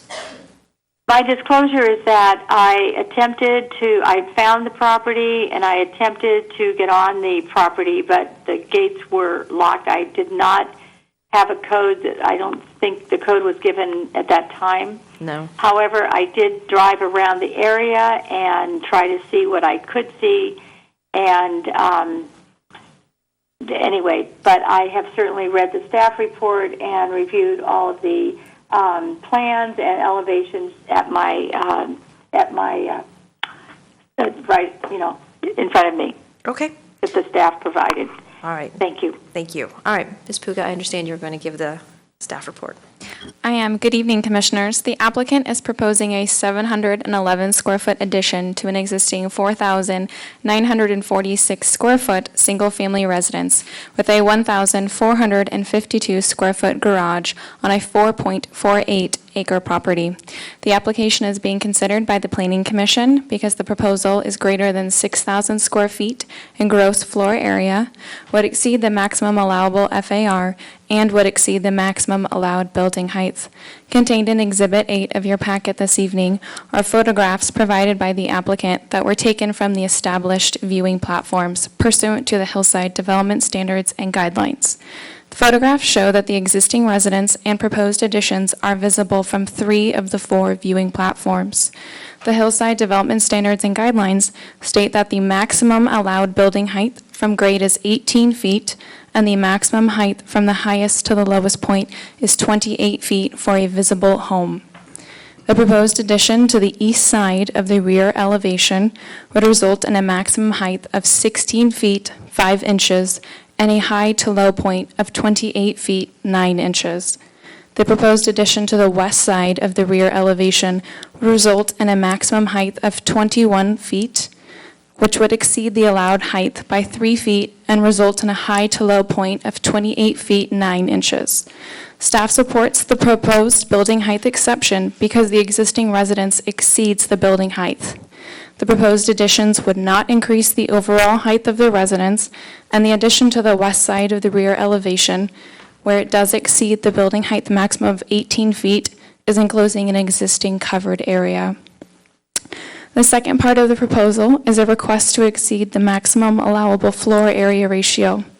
The resulting proposal would create the second largest home in the immediate neighborhood at 5,657 square feet. When including the 1,052 square feet of garage area, the proposal would be 6,709 square feet, 309 square feet larger than the maximum allowable FAR of 6,400 square feet. Pursuant to the Hillside Development Standards and Guidelines, the Town Council or Planning Commission may grant an exception to the maximum floor area and building height standards after considering the constraints of the site and any compelling reasons for granting an exception. There are 2 desk items before you this evening which contain additional justification for the exceptions by the applicant and their architect. While staff supports the height exception because it would maintain external consistency with the architecture of the residence, staff is recommending denial of the application because the proposal would exceed the maximum allowed FAR. Staff also did receive a question regarding the findings for the exception to the maximum allowable building height contained in page 2 of Exhibit 2. The last sentence of both paragraphs states that the proposal will not create additional roof. Staff was referencing the proposed addition to the west side of the rear elevation where the maximum height proposed is 21 feet, 3 feet greater than the maximum allowable height of 18 feet. However, this area of the addition is enclosing an existing covered area, not creating additional roof. The addition to the east side of the rear elevation does propose a new roofed area, but is in compliance with the maximum allowed building height. This completes staff's presentation, and we are available for any questions. All right, do we have any questions? I want to ask one just clarifying, just to make sure I'm clear. So the area that's being enclosed, that we're now saying is 21 feet, which is 3 feet higher, was already roofed, but just was not an enclosed space. It was an open patio with a roof. Now it's getting enclosed, and that's why you're counting it now? That's correct. It's an existing open roofed, basically a porch right now as it functions, and the applicant is proposing to enclose that area. Okay. All right, thank you. Do we have any other questions of staff? Commissioner Hanson? I had a question in looking at the property. There's 2 components of the proposal. Supposing that the part that wasn't currently under the roof, I think that's the west, right, wasn't part of the proposal, would the proposal be within the square foot? I was trying to calculate it, but I didn't. So the proposal to the west side of the home is approximately I thought it said 380. 380 square feet. Yeah, so in my mind, that would take it under it would be more than the 309 it was over, but it'd still be over the 6,000 square feet. It'd still be over 6,000 square feet, which would refer it to the Planning Commission for review, but would no longer be asking for an exception to the maximum allowable FAR. Isn't the residence currently over the 6,000 because of they don't count the garage? So currently, pardon me, I wrote that down. Because it's 4946 plus 1452. So the existing residence, counting 3,950 square feet of the existing home, 996 square feet of the basement, and the 1,052 square feet of that garage area results in 5,998 square feet. So it'd be 2 square feet under 6,000. Without any changes? Without any changes. So adding anything at all would put him over the 6,000, but it's not over the 6,000 now? Correct. Okay, thank you. Commissioner Telesfor, did you have any questions of staff? Not at this time. Thank you. All right. No other questions? All right. Thank you. So we will now open the public portion of the public hearing and give the applicant an opportunity to address the commission for up to 10 minutes. And Ms. Junaid, am I saying your name correctly? Lily Seraphin, and I'll fill out a card soon. Malika Junaid is our architect. Now, will you both be speaking? So Yes. you'll both be included in this 10 minutes. Okay, thank you. Excellent. So good evening, everyone. My name is Lily Seraphin. I'm here with my husband, Amir Gorbani, and together we're the applicants for this property. We've been proud town residents for the last 9 years since we've been married, moved into this property 2 years ago. From the very beginning, we loved the property. It has breathtaking views in a gorgeous neighborhood, but we knew, and the sellers conceded, that it wasn't appropriate for starting a family.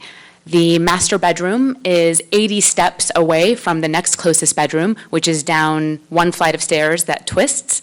The family room is clear on the opposite side of the house from the kitchen, and what we're trying to do is take current outdoor area, enclose it so that the family room and kitchen can be adjacent to one another, making it far more family-friendly. My father is 83 years old and lives with us 6 months of the year. It's becoming exceedingly difficult for him to go down the two rounded sets of stairs to the next available bedroom. So the primary changes that we're making are adding bedrooms to the main floor and enclosing an outdoor area so that we have a family room adjacent to the kitchen. And I'll let our architect take it from here.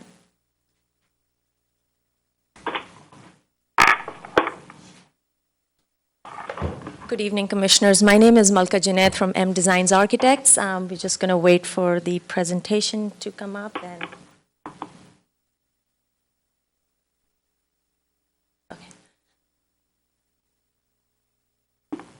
sorry, trying to figure out how to get this going. Okay, got it. I'm just going to quickly step through on what the goals were for this project. I'm on the Planning Commission from Los Altos, and I know sometimes just visiting the property from outside doesn't really help. In this case, it really doesn't help because you got to see what's inside and why we did what we did. That's the proposed project in the middle. Even though I know staff is defining that as the second largest house, it is one of the biggest properties there, and the floor plan is quite, it's not really ready for a new family. The other thing is it's not a 4-point-some acres lot. We have easements on this property, which actually makes it a bigger lot than that. This is the existing floor plan. I wanted to make sure that Commission can see what the inside of the house is like. You can see on the top left side, that's the master bedroom. I'm going to see if, I don't know where I'm trying to see where the light is in this.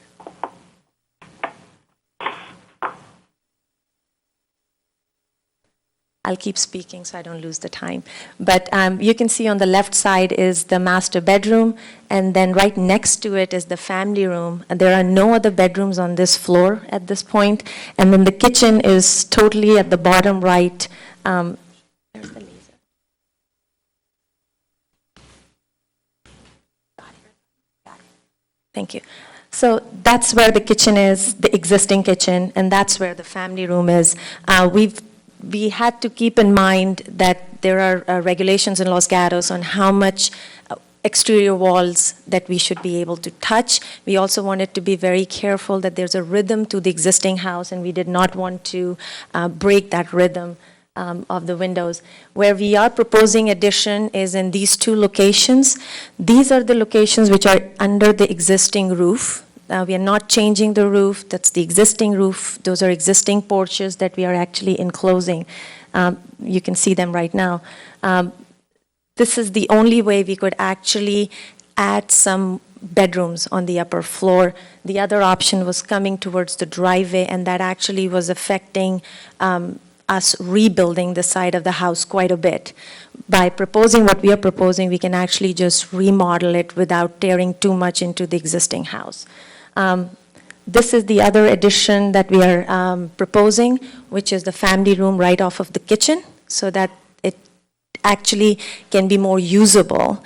If we had to bring the kitchen more into the house, we would have, again, be remodeling quite a bit of the house. We're trying to avoid that. There is a architectural style of this house that we are trying to maintain as best as we can. This this addition, we actually comply with the height. This is where the new roof is coming in, and we are 16 feet. So we do comply there. These are the two areas where staffs pointed out that we are higher, but that's an existing roof.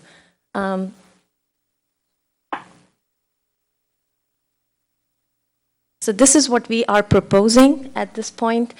We are adding 2 kids' bedrooms on this side with an attached bathroom. We're using the covered porch right outside this space. If you remember in my previous drawing, that was the existing family room. So we're just adding 2 bedrooms there. And we are adding 1 set of stairs going down from the upper deck, because at this point, if you want to go down from upstairs to downstairs, there is no connection from the decks.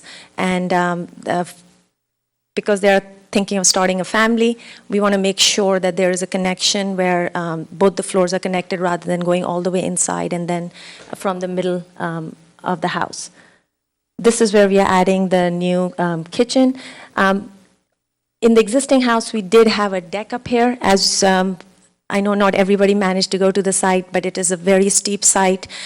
There is a swimming pool on this end, but as I'm sure most parents sitting up here in the commission can realize, if you can't see your children, you don't really let them go and play there. And what we were trying to do here was create some space right off of the kitchen and family room where, when they have little kids, they can put some swing sets and stuff, but later on they can actually have some outdoor space, which is not really equivalent to a yard, but at least something that they can use. That was the thought process behind the design.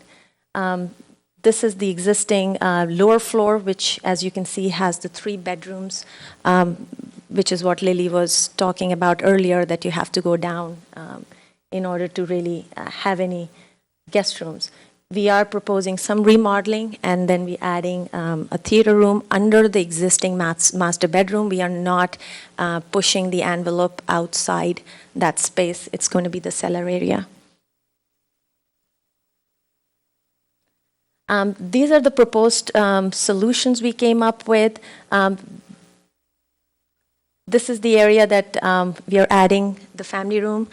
We have been working with staff since about over a year. We had some concerns with the county property next door and property lines, and we've been working on all of that. But we did make sure that we were within the height limits, we were within the setbacks. It was very important for us to be consistent. As I said, there's a rhythm to the house, and we tried to match it as best as we could, given the constraints of the site. This is the area that we are adding within the existing porch.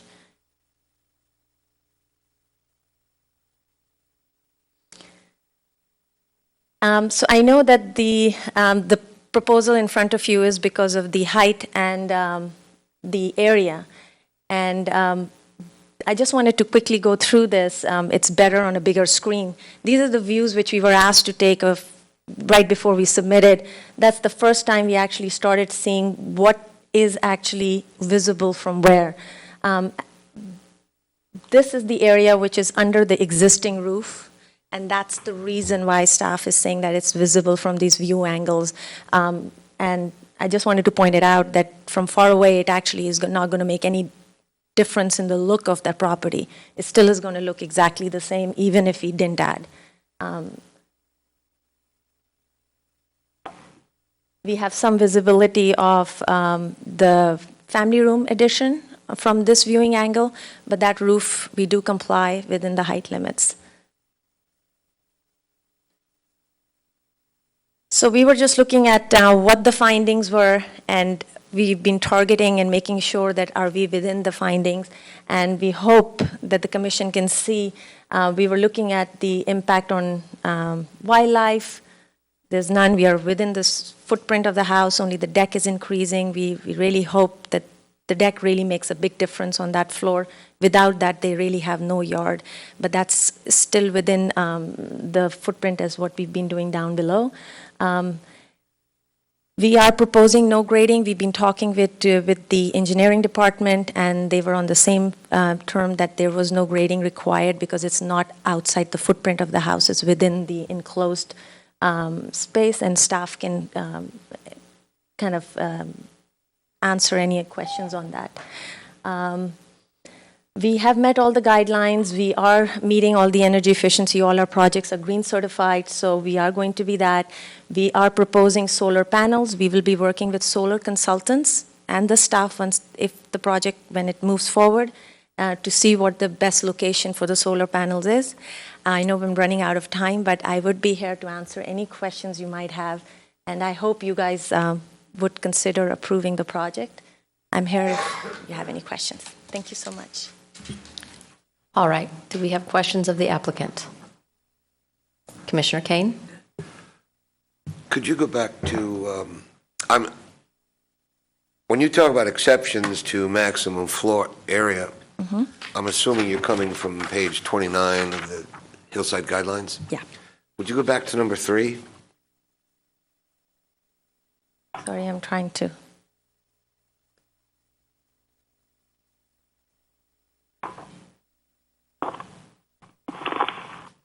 So it does say that any grading necessary to accommodate would be minimized. And we are actually proposing no grading as per the town's engineering guidelines. The grading is more considered on outside the footprint of the house. And we are not recommending any of that. I'm just wondering about the applicability of that. I heard what you said, but what it says is necessary to accommodate the building area that exceeds the allowed FAR, which it does. It does, but we are actually adding on the existing deck, which is over an existing living area in the lower floor. So we are not adding on grade. So for example, if we were adding outside the footprint of the house and we had to grade for that FAR, we are not. We are actually adding on an existing deck, which is on top of the existing living area below. And I'm sure staff can clarify that a little bit better.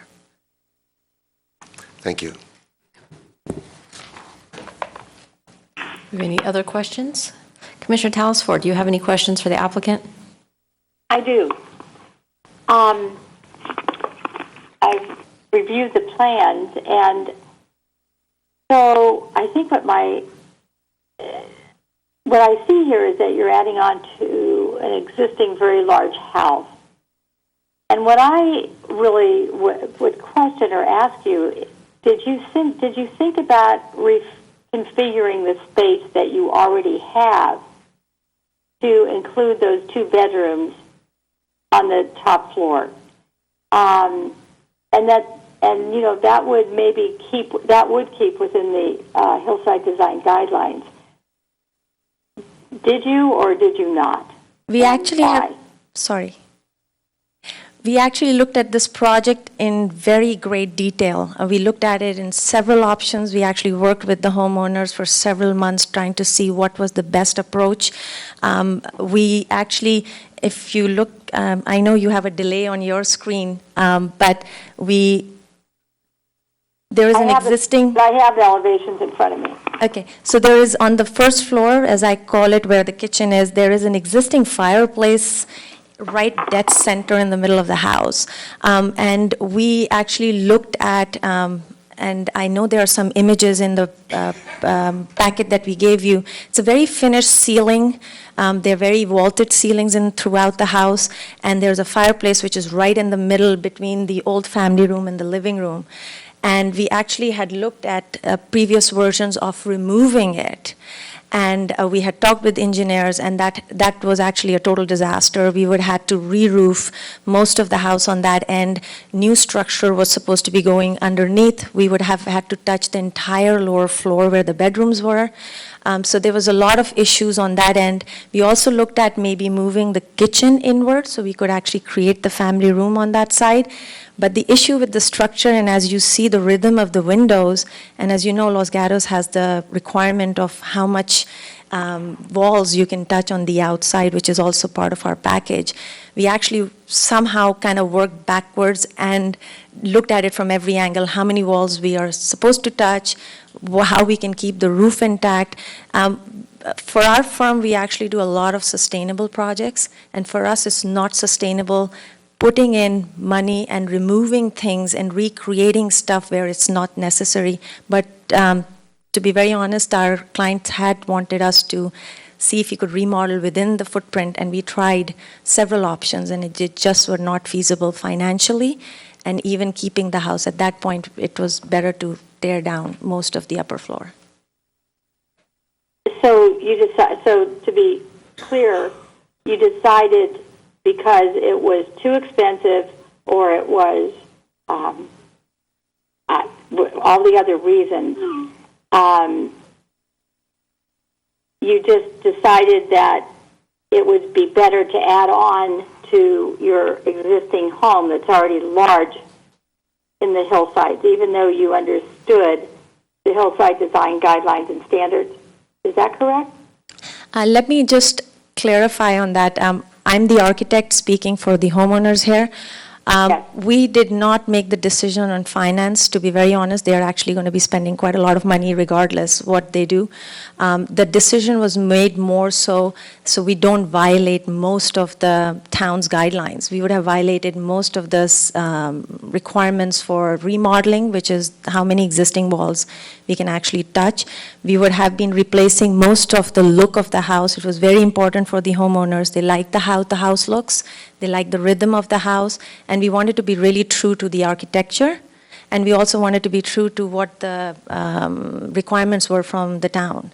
And we actually looked at it from a lot of different angles. We actually met with, this is our third planner. The other two actually have moved on since then. And we worked with them back to back and tried to figure out what was the best way to actually come up with an option which would give them the bedrooms upstairs and still give them a family room without too many issues with the town and with what we would be doing with the house. Thank you.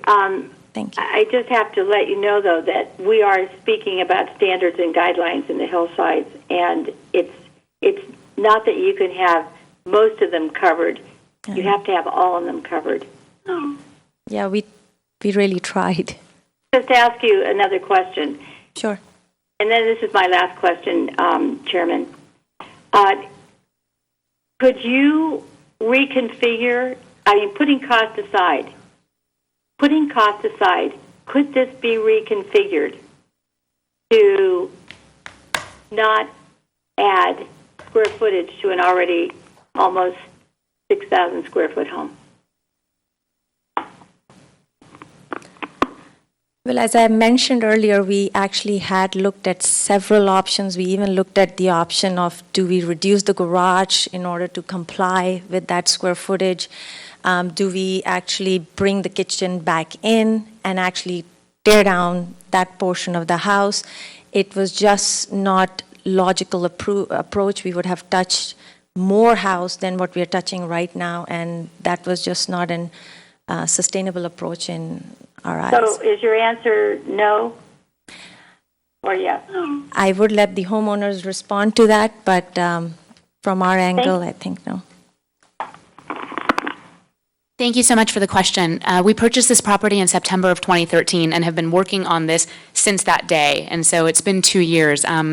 We looked at more configurations than you could imagine. And if you're looking at the existing home footprint, the only way to add even one bedroom upstairs in the existing home is to get rid of a kitchen, a family room, or living room.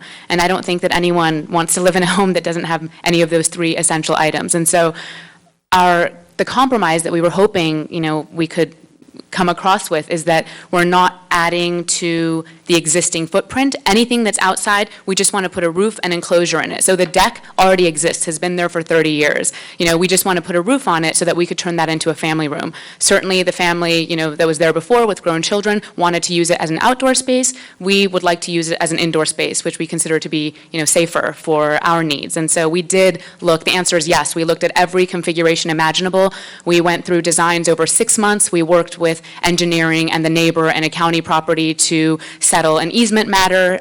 We've done everything imaginable, and this is, the least we could expand and still bring bedrooms onto the upper floor, because it wasn't a long-term plan to have a home in which the master bedroom was so removed from the other bedrooms. Thank you very much for your answer. Commissioner Hanson, then Commissioner Kane. I'd like to ask if you reviewed the hillside development guidelines before you purchased the house? No.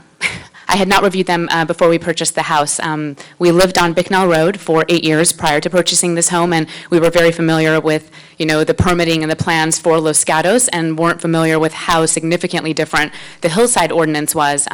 We talked to 3 of the adjacent neighbors, in fact, the only 3 properties that touch our properties, and assumed that because we had neighbor approval on all sides and the fact that our lot with the easements was 6 acres, that the few hundred square feet might be taken into consideration in light of that. The 2 homes that are larger than ours are on smaller lots. In fact, there's a home in walking distance that's about 8,000 square feet on a 2-acre lot. So we assume that our 6-acre lot, which is, as Malika showed, the largest lot in the area, would allow for a little bit of a larger home if we're looking at a logical ratio. No, I had not looked at them before we purchased the house. We probably wouldn't be here after 2 years had we done that. That's unfortunate, yes. Commissioner Kane, did you have a question? Exactly what was asked, and exactly what Commissioner Telesfor is getting at. This is just the local Bible when it comes to protecting the hillsides, protecting where you live. And it's real tough to get around them. So I was going to ask, you've been up there for 23 months, having lived on Bicknell previously. I read your. Oh, we've seen them now. I read your letter, but that's the sticky wicket that you get in. You've already got big house and hillside, swimming pool, and it becomes difficult to waive the standards and guidelines, whether it's for the effect that that house would have on the environment or what effect it would have on the next challenge we receive regarding what could happen in the hillside. So that's the sticky wicket. And she asked the very question I was going to. Did you know what you were likely going to be up against? No, we didn't realize that, and we didn't realize that there was an easement issue that was also very, time intensive and very expensive that we did eventually resolve because the previous sellers had not disclosed that when they sold the home to us. And so we weren't aware, we're aware now. And sort of I know that you didn't have a chance to come into the property, but if you look at the other homes that are 7,000 and 8,000 square feet, understood that they may have been built prior to some of these ordinances. But given that our lot is about 3 times larger, and we're not going to be even as large as those, we were hoping for an exception. That's why we're here. We understand that it's an exception. All right, thank you. Do we have any other questions of the applicant? All right. So now we will open the public portion of this item, and I have 2 speaker cards. One is Dan Phillips. So please state your name when you get up to the microphone, and remember that you have 3 minutes to speak. Great. Dan Phillips. I'm a resident here in Los Gatos, neighbor at 15950 Blackberry Hill Road. So I saw you on the road there, and I'm sorry I didn't point you in the right direction as I was coming down there. So I'm sorry I couldn't be some help. Listen, we've been in this property 2.5 years, but I've been a long time resident, my wife and I, in Los Gatos. And we actually looked at your property when we decided to buy ours. And it's a gorgeous, gorgeous piece of property. But it was very clear to us that you needed to do exactly something like this. The house needed to be reworked. It needed to be rethought through.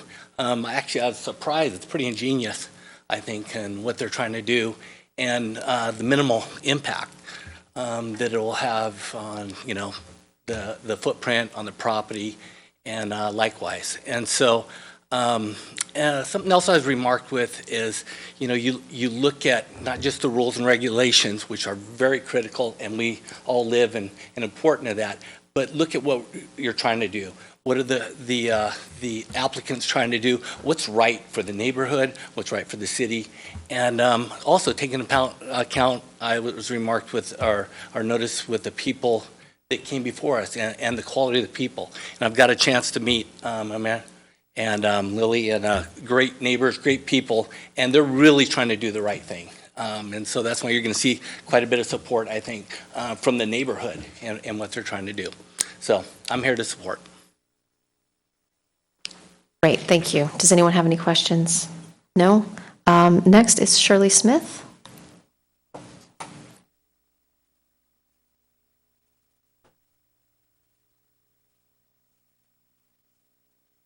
Hi, I'm Shirley Smith. I live at 15481 Blackberry Hill Road.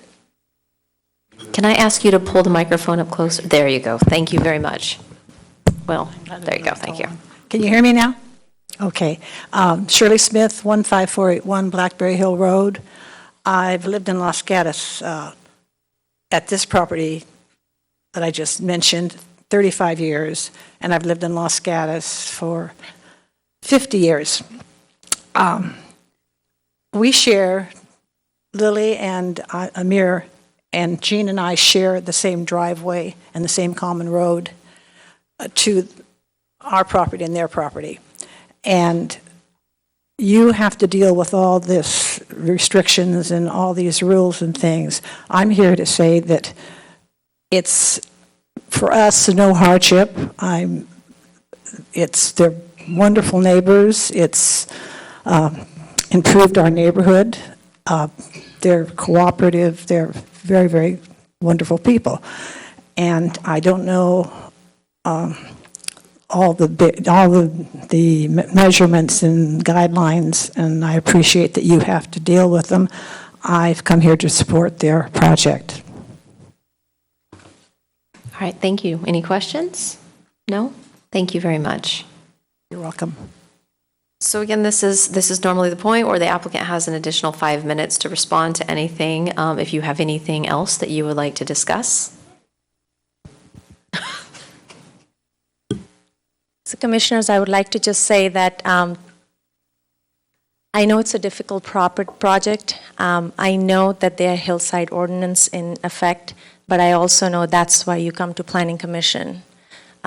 Because if you can meet the findings, then hopefully it is something that you can see about moving forward and approving it. We were very careful on making sure that none of the privacies of any of the other visible properties from this project was affected. Amir and Lily were very sensitive on how we wanted to approach this. I just want to make sure that I bring it to the attention of the Commission that we understand that this is not allowed. Unfortunately, the real estate agents don't really clarify when they're selling or helping their clients buy these properties. I have seen that in the last 15 years over and over in the hillside properties here and in Los Altos Hills all the time, and I find it very unfortunate. But that's just the reality. What I just want to leave the Commission with is that if you can just look at the findings, and I believe that we have met all the findings to help you support this project. I would really appreciate you going through them. We have, and we spend months on trying to make sure that we approach it the proper way. We understand it's a tough decision for the Commission, but we wanted to make sure we give you enough clarity and figure things out on our own as much as we could to help make this process easier and hopefully favorable for Amir and Lily. Thank you so much. Don't leave. I want to ask a couple questions, if that's okay, if anyone else needs to first. Yeah, it's unfortunate. It's certainly not the first time that we've had people say that they weren't aware. And I'm going to make the statement that a large house is not always a well-designed house. So I appreciate that the additions that you've put out here are just enclosing decks, and we're not looking at large additions. And I think everyone on this commission will tell you I'm usually pretty compromise-minded. So that to me looks like a relatively easy, you wouldn't be here if you weren't exceeding the FAR. And you're only exceeding it by 309 square feet. You have over 1,000, well, I'm getting to a point. You have 1,000 square feet of a garage that are being counted against this. And as I look at your plans, we have a garage that looks like it's used, and we have a car showroom. And that's an existing condition. But overall, this garage is what's, yeah. We have a large garage that's taking up 1,000 square feet in this overall calculation. So I'm just saying, if we looked at the reconfiguration of the house in multiple different ways and have determined this layout is the best, and I am not an architect, so I'm not going to say what's the best, so I'm not going to go there. I'm just wondering why we didn't look at an outside structure whose square footage is counting against your FAR and say, there's some logical square footage that we can reduce here. And depending on how everybody feels, if that is something you guys would consider discussing with us. I will bring the homeowners up for that, but just while they're walking up, I just want to touch upon what I said earlier. Whenever we, at least what we are, previous 15 years of experience has been, and before that in our company, whenever you touch an existing structure on a hillside lot, it's not just as easy as just tearing it down, reducing it. There's grading which comes in effect. That's a retaining wall which is behind it, which is part of the issue we've been having with the easement with the neighbors and the county area. So we were looking at it from those angles, that are we actually going to be, I know sometimes when we are sitting up there, cost doesn't become a factor, that if they have a big site, they should be able to spend the money to fix things. But sometimes we have to look at it, that is it actually feasible for us to regrade, to actually put more permeable surface? Because at the end of the day, even if you did bring it down, which is an existing structure, we'll still be going ahead and putting more paving and stuff which is already there. So that was from our psyche, but I would let Lily respond to your question. So thank you for the question. It's an interesting question. I thought at the beginning of our project that our aim was to do as little as possible to the property, and so when we first came to see it, we noticed that the garage was rather large. It wasn't a consideration, to be honest, at that point to reduce it. We were trying to leave as much as we could alone. I think it's considered attached because there's about like a few foot roof that covers both, but it is actually physically detached from the house, and so that wasn't something that we had considered because we thought we wanted to leave as much as possible of the property alone. My husband makes dentistry house calls and pro bono work in the skilled nursing facilities in Los Gatos, and so we were planning on using a portion of that large garage to store all the dental equipment. That's a consideration. We'd originally assumed that we would leave as much alone, and so we hadn't considered reducing the size of the garage. But thank you for the question. Sure. It was taking a look at that and trying to come up with a thought. Any other commissioners have any questions of the applicant at this time? Thank you. Commissioner Talsford, do you have any questions of the applicant at this time? No, I do not. Thank you for asking. Okay. All right, so then I'm going to close the public portion of this item, and I'm going to look to my commissioners for questions of staff, any conversations, or a motion.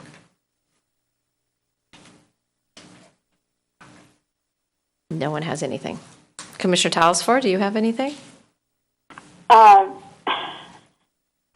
don't have a motion. I'd like to hear what my other commissioners are thinking, although I somewhat sympathize with what I heard tonight about buying a house and a growing family. I'm sure that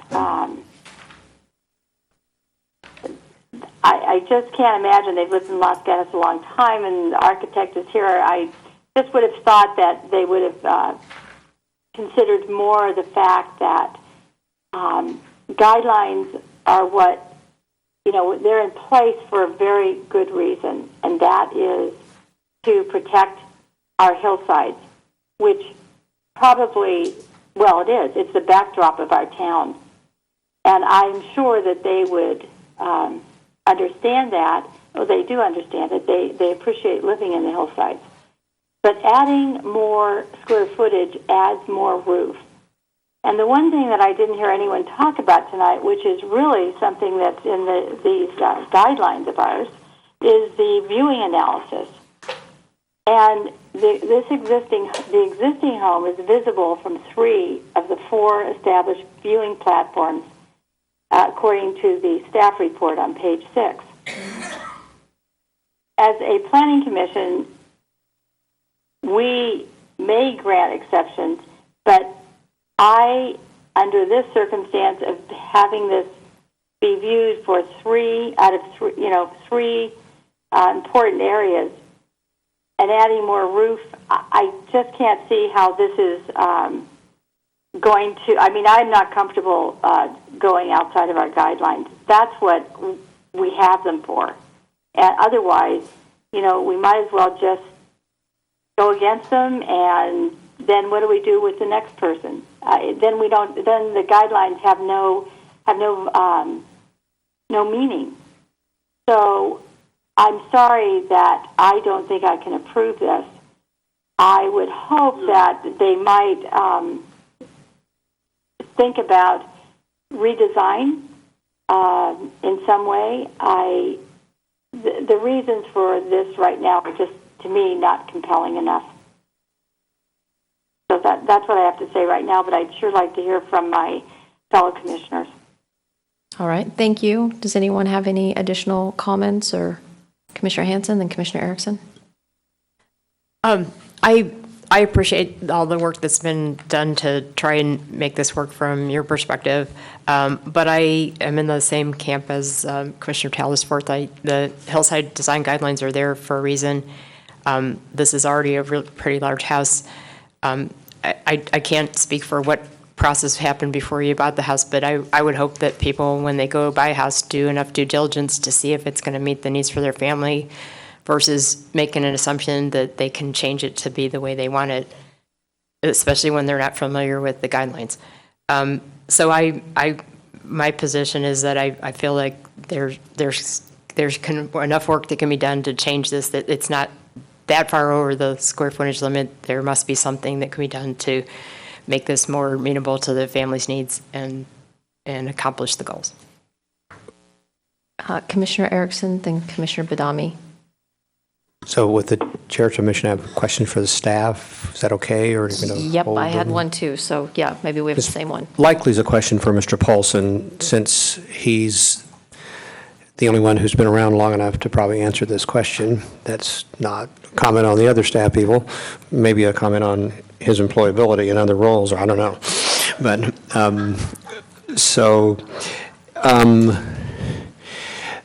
the Planning Commission has some discretion to grant exceptions to the hillside standards, and in this particular case, there's two exceptions: a roof height exception and a maximum square footage exception. So, are there, in your best recollection, have there exceptions been made on either of those bases in recent years? And if so, what were the compelling? You know, have there other exceptions been made, and what was the thinking that went into those exceptions? I guess, as best you can remember, I have this thought that you have all projects memorized in the last 20, 15 years or so. So in recent times, my tenure here, not counting towards that, it's much sooner than that. The Planning Commission recently considered an application up on Aztec Ridge where it had an element that exceeded the height and was also very visible from the valley floor, the existing house was. There was a house on Forester Court that came through and was approved and granted an exception to do an addition that exceeded 6,000 square feet. And I think that was one Jocelyn worked on. Correct. That went to the Planning Commission last October. Right, and that, my recollection is that one was an addition which was built was an addition beyond the existing footprint of that home. Is that correct? Correct. That's correct. I mean, the difference in circumstances is that addition was behind the existing house. It was already a large existing house, so the visibility factor wasn't there. But the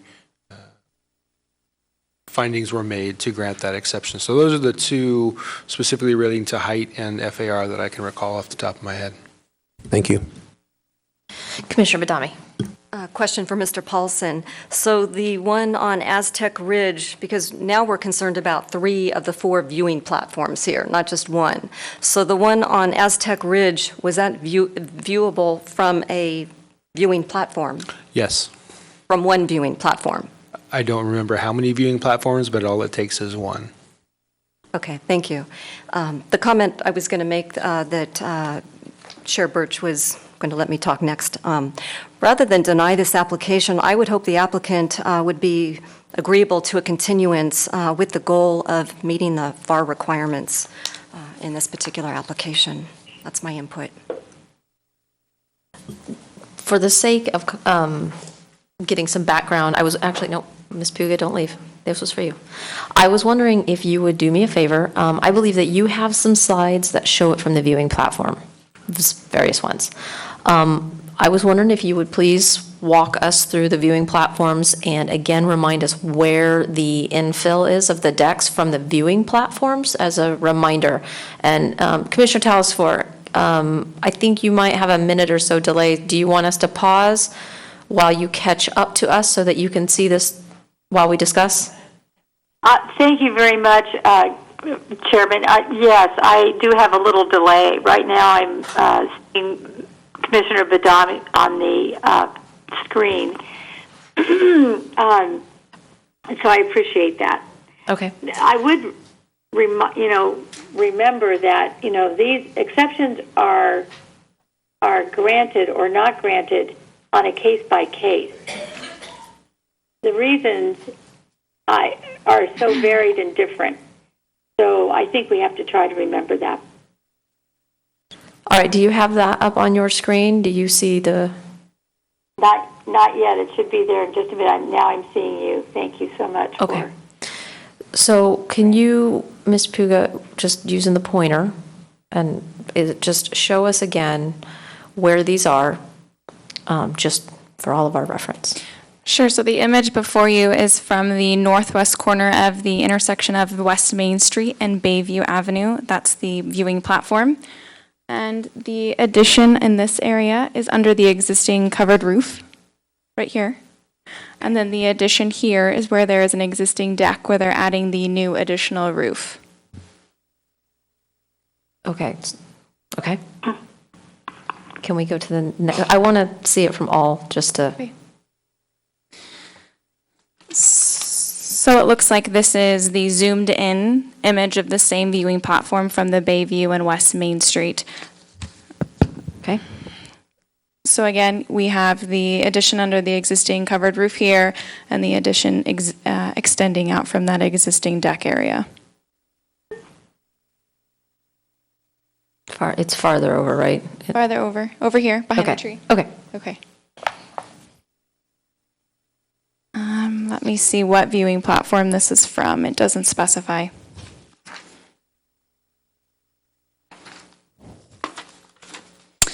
It looks like this is the viewing platform from the Blossom Hill Road and Los Gatos Boulevard intersection. Again, this is the area where the addition is proposed under the existing roof. And here you can slightly see the orange netting for the addition off the existing deck.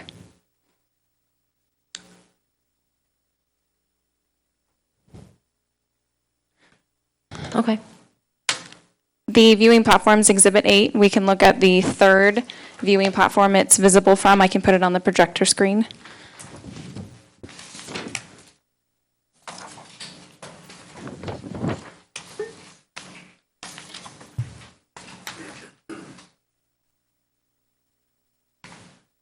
So here we have the viewing platform at the southbound Highway 17 on-ramp and Los Gatos Saratoga Road.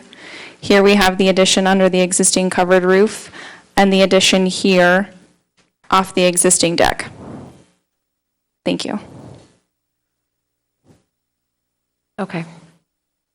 All right, thank you. That helps. All right, does anyone else have any Yes. questions of staff, comments? Anyone want to venture a motion? Somewhere. I can't find it. Commissioner Erickson. While I understand that we make exceptions on a case-by-case basis, I was, trying to figure out what's reasonable and what's logical, so earlier decisions sometimes inform thought processes. It seems to me in this particular case, so while I guess I not particularly enthralled with supporting, while I'm very supportive of the guidelines, not necessarily supportive of, if you would, enforcing the letter of the guidelines at the expense of the spirit of the guidelines. So in this particular case, an applicant, it seems to me, has worked pretty diligently to be inside of the footprint of the house and to not, and to include the desired square footage that was, the required square footage that was to achieve what I would understand the program requirements of the owners of the property. And so did that in a way that maintained the footprint. And I'm not sure that, other than the addition that would be if you're facing it to the, on the left-hand side from the viewing platforms, that from anyone who didn't have a pretty powerful telescope, you would be able to see much difference from them. So I think they worked hard to achieve what they wanted to achieve within the confines of the space that they had, and did that without doing a whole bunch of grading, without disrupting unnecessarily or in vegetation, without doing a whole bunch of grading, et cetera. So while I'm sensitive to the, if you would, the letter of the law and the 309 extra square feet, if you would, I'm not, they worked pretty hard to try to mitigate the impacts, and seemed like to me might meet the spirit and the intent that was behind the hillside guidelines.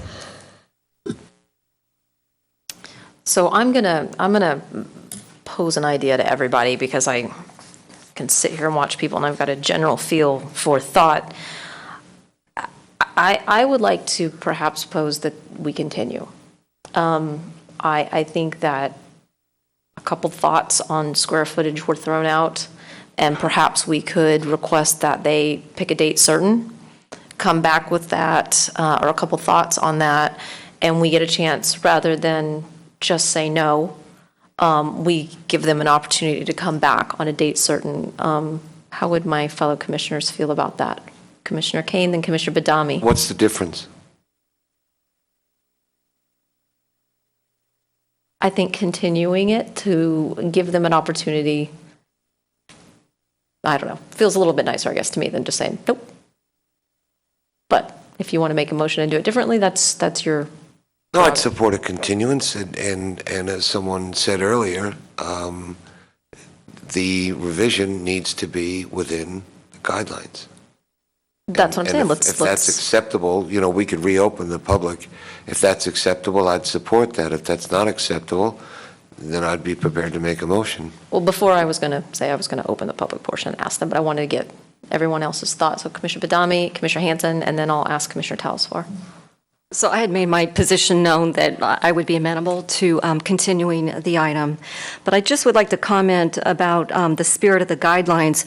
We're actually dealing with standards, and the hillside standards and guidelines differentiate between the two.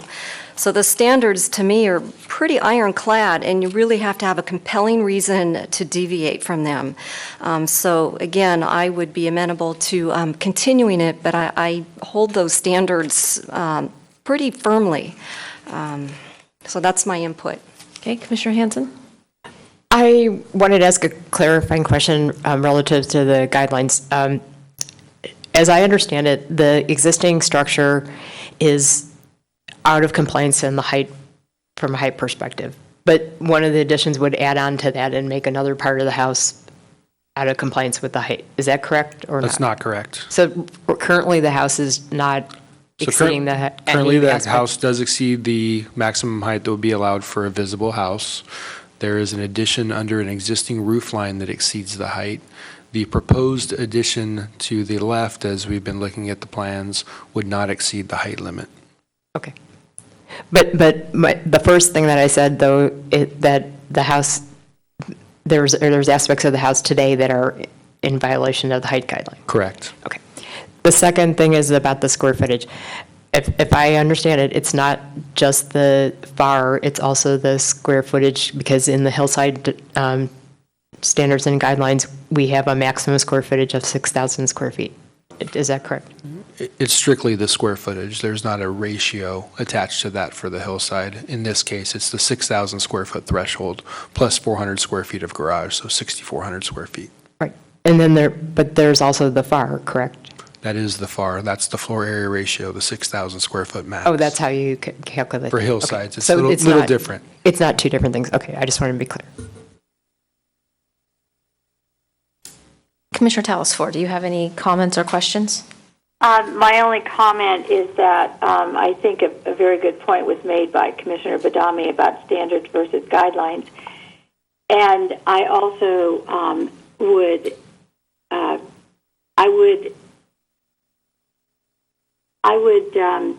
say that the way I'm looking at this, it's not just the FAR, which is very, very important, but it's also the viewing platforms.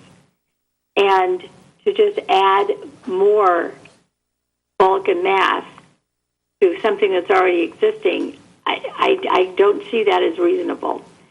But I definitely would support an attempt at a reconfiguration or a redesign, because I certainly would want this young family to have what they desire. But it would have to be definitely within our standards and guidelines of the hillsites. Thank you. All right. Yes.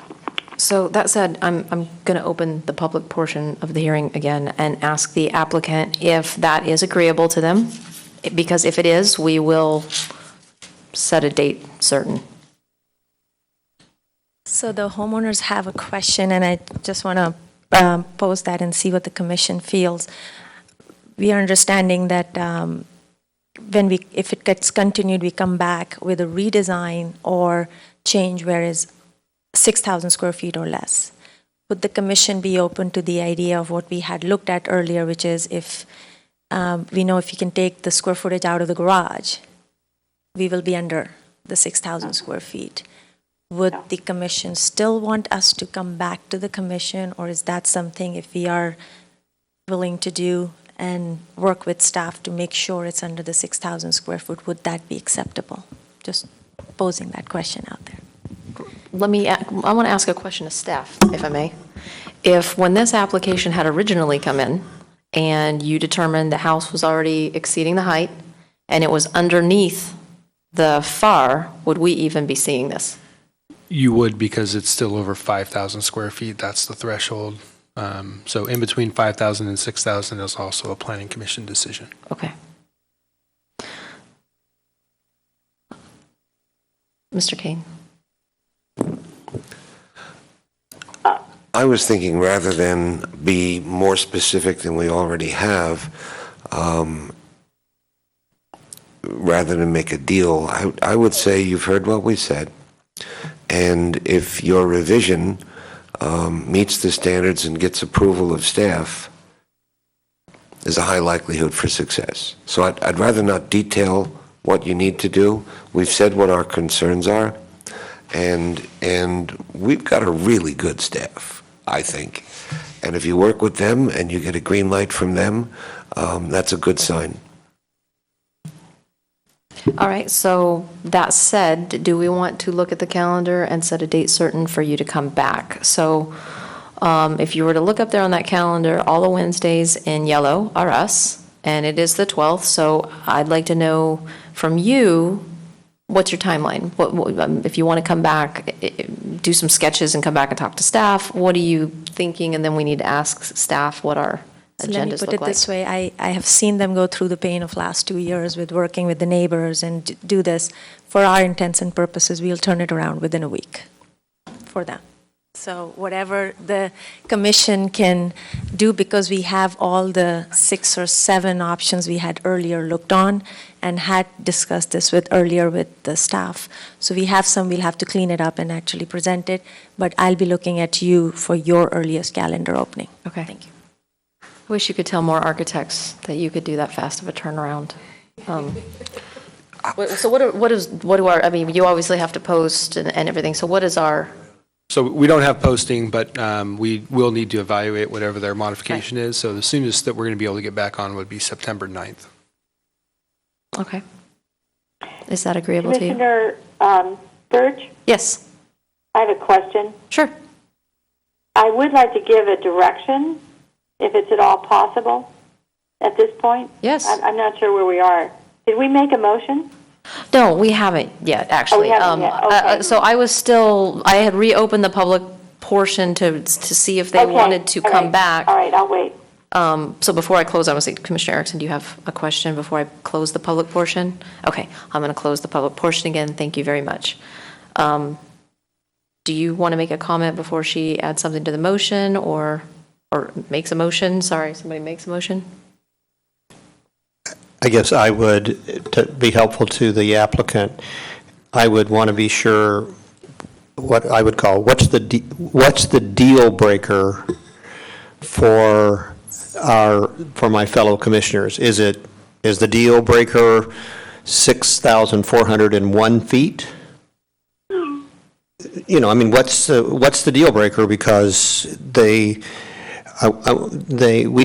think we owe them a clarification of what I would call the deal breaker is, so that they can go about the business of doing what they need to do.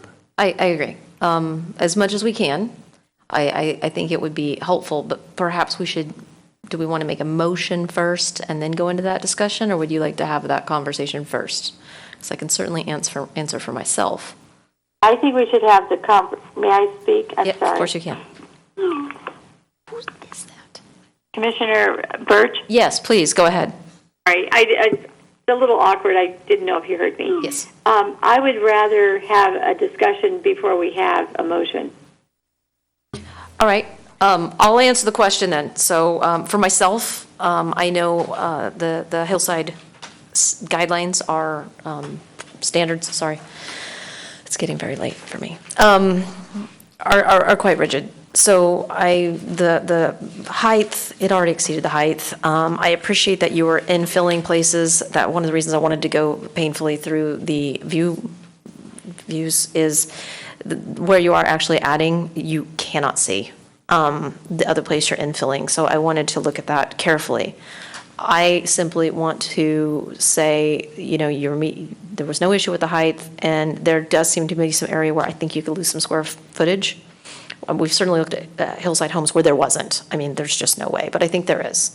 So I wouldn't be doing my job if I didn't say, go back and take a look at a couple of those accessory maybe spaces that are not critical family needed areas. And if those could be reduced it's actually 309 square feet, then that would meet mine. But I think my other commissioners who's given me a face that maybe they also need to say what theirs would be. So Commissioner Badami, why don't you? Well, I'm a little uncomfortable stating deal breakers until I see what we get, but I can reiterate the fact that I like the FAR to be within the allowable FAR because we need to make findings, and when we make our findings for exceptions, we have to have compelling reasons at the same time, and I don't see a compelling reason in my mind to make an exception to a standard to something that we hold so dear to the Los Gatos residents, and that would be the protection of our hillsides and ridgeline views. And I would also not like any of the new infill to be visible due to the high visibility of the home from 3 different viewing platforms. Thank you. Commissioner Talasfor? Thank you. To add to Commissioner Badami, I would, 2 things. One, that I would like to see no added roof, and I would like to see a real effort in trying to reconfigure what's already there. And I'm really uncomfortable when anyone uses the word deal. Just a side comment. Thank you. Commissioner Hanson? I had the same comment about it's kind of hard to make a statement when you haven't seen the final product of that, whether you would, be inclined to approve it or not. So, but I think that I was asking the question about the specific variations to the guidelines for a reason, because that would help us give some direction. So I had the same thought as Commissioner Birch, Chair Birch, that since the house is already in violation of the height, I wasn't as concerned about that aspect of it, but I am concerned about the square footage. And I think that should be pretty clear direction, and then we'll have to see what the final product looks like. Commissioner Erickson, do you have anything to add? For me, it's simply, I think my guess is you're going to have to comply with the square footage requirements in order to get it through. Commissioner King. I'm not going to, I said it. We have the standards, it's been discussed, and the one thing I'm not hearing, maybe I did hear it, but I'd reiterate, there's no, for me, there's no corner cutting. 600 is 600, not 650 or whatever, and mitigate and no. But the most important point, to make it again, is our staff knows what it's doing, and our staff knows us. And if you get a green light from staff, you have a high likelihood for success. All right, that being said, I'm going to make a motion to continue architecture on site application S-14-067 to September 9th, I believe we stated, with obviously the comments made by the Planning Commission in this discussion. Do I have a second? Commissioner Badami? I'll second the motion. All right. Is there any more conversation before we do a vote? Commissioner Kane? Aye. Commissioner Erickson? Yes. Commissioner Hanson? Yes. Commissioner Talasfor? Yes. All right. We will see you on September 9th then. All right. Yeah, I know we all start. Okay, we're done. No, we're not. All right. So report from the Director of Community Development. Ms. Pravetti? Thank you. Thank you very much. On August 4th, our town council met. They considered the adoption of the North 40 zoning ordinance that was approved. And in 30 days, that ordinance will be in effect, and the North 40 specific plan process is completed. So that was a major milestone for our town, and we do expect an application to be revised and submitted, and at some point that will be coming forward to you. Secondly, council heard an appeal for 657 University Avenue. The applicant took your comments and worked to address those concerns, so the council had the benefit of new information, and they approved it unanimously. That concludes staff's report. Can I add something to that? Commissioner Badami and I had the benefit of speaking with Ms. Pravetti earlier this week, and we had that wonderful workshop that I think was helpful, but I think there was a little bit more, and one of the things that I've asked about before is when we go through a project and we do all this conversation, we're not always privy to what happens between us and council. So things happen like this where it appears that we spent a lot of time, made suggestions, and perhaps denied an application, and then council changes it. So what we've asked is perhaps we could do another works session with some case studies. And that being said, I don't think an email's gone out yet, but we should be getting an email where if you have a project that in particular you recall sitting and spending time on, and then it seems like it went to council and perhaps it went differently than what you would have thought, we would like to know. And we're going to get the information to a couple of case studies that may help us a little bit with understanding what happens between us and council, and a little bit of what direction council's taking from us, and perhaps what they're not agreeing with. So when you get an email, I would appreciate those of you, Mr. Erickson, Mr. Kane, you guys were on the commission for a while. I would appreciate you maybe thinking through some of those and giving that feedback to staff so that we could have a really productive conversation. Okay, that was it. That was my spiel. Any other commission matters? Commissioner Kane. I actually have two, and I won't give the Marquis de Sade speech again because nobody got it the first time. But the power behind case by case is that it allows us to do exceptions. Now, this may be some bad association from labor negotiations for many years, but we had a procedure called no POP, no precedent, or no prejudice or precedent value. And when we agreed on a matter, that thing never came up again to haunt us or force us to do something different based on what we had done before. So just for my own sake, that I'm rhetorically saying, I'm not asking, but exceptions brought back to an immediate case makes me nervous, and then I don't want to do any more exceptions. But if I have the protection of doing exceptions on a case-by-case basis and not being haunted by them, then I've got the freedom to think a little more broadly, I think, sometimes. We are judicial, not legislative, so I have to be careful with knowing whether or not we're going to deal with exceptions or we're going to do the right thing and set it aside. The other matter I had was on something that was brought up earlier, a very legitimate request for a CAD on a project, to see a design, to see a picture, to handle the material, to whatever.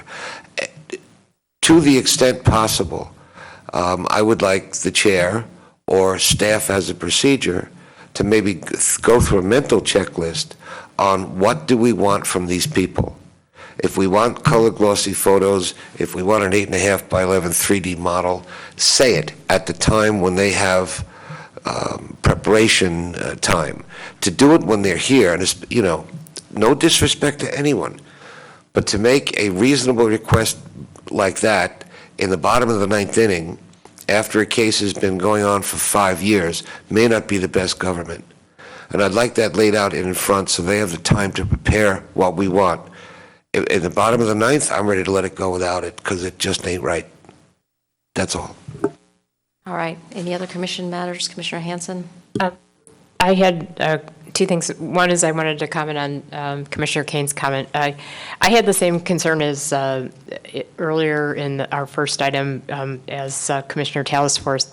I would have liked to have seen the drawings done without the hedge so that I could really see what it looked like. But given the length of time that the applicant has been working on the project and stuff. So I wonder when there's a material change like that to the one item that was the issue that we continued it to begin with, to not have those drawings. I wondered, you know, and maybe it's because the consulting architect was at it, you know, was on vacation and the timing didn't work, but I thought that was important. Then the other thing I wanted to ask is just a question. You know, we've had some issues with planned development projects, and I know that there's intent to do the planned development group with in conjunction with the general plan committee, and I'm wondering if any progress has been made to get that going. Thank you for the question. We are gathering the background information for that effort, and we're looking at potentially starting the process in September. So we have an intern busy working. Council expanded the scope beyond planned development to include the use of conditional use permits to change the use, so that's requiring some additional work as well. Great. Any other items? If not, meeting adjourned.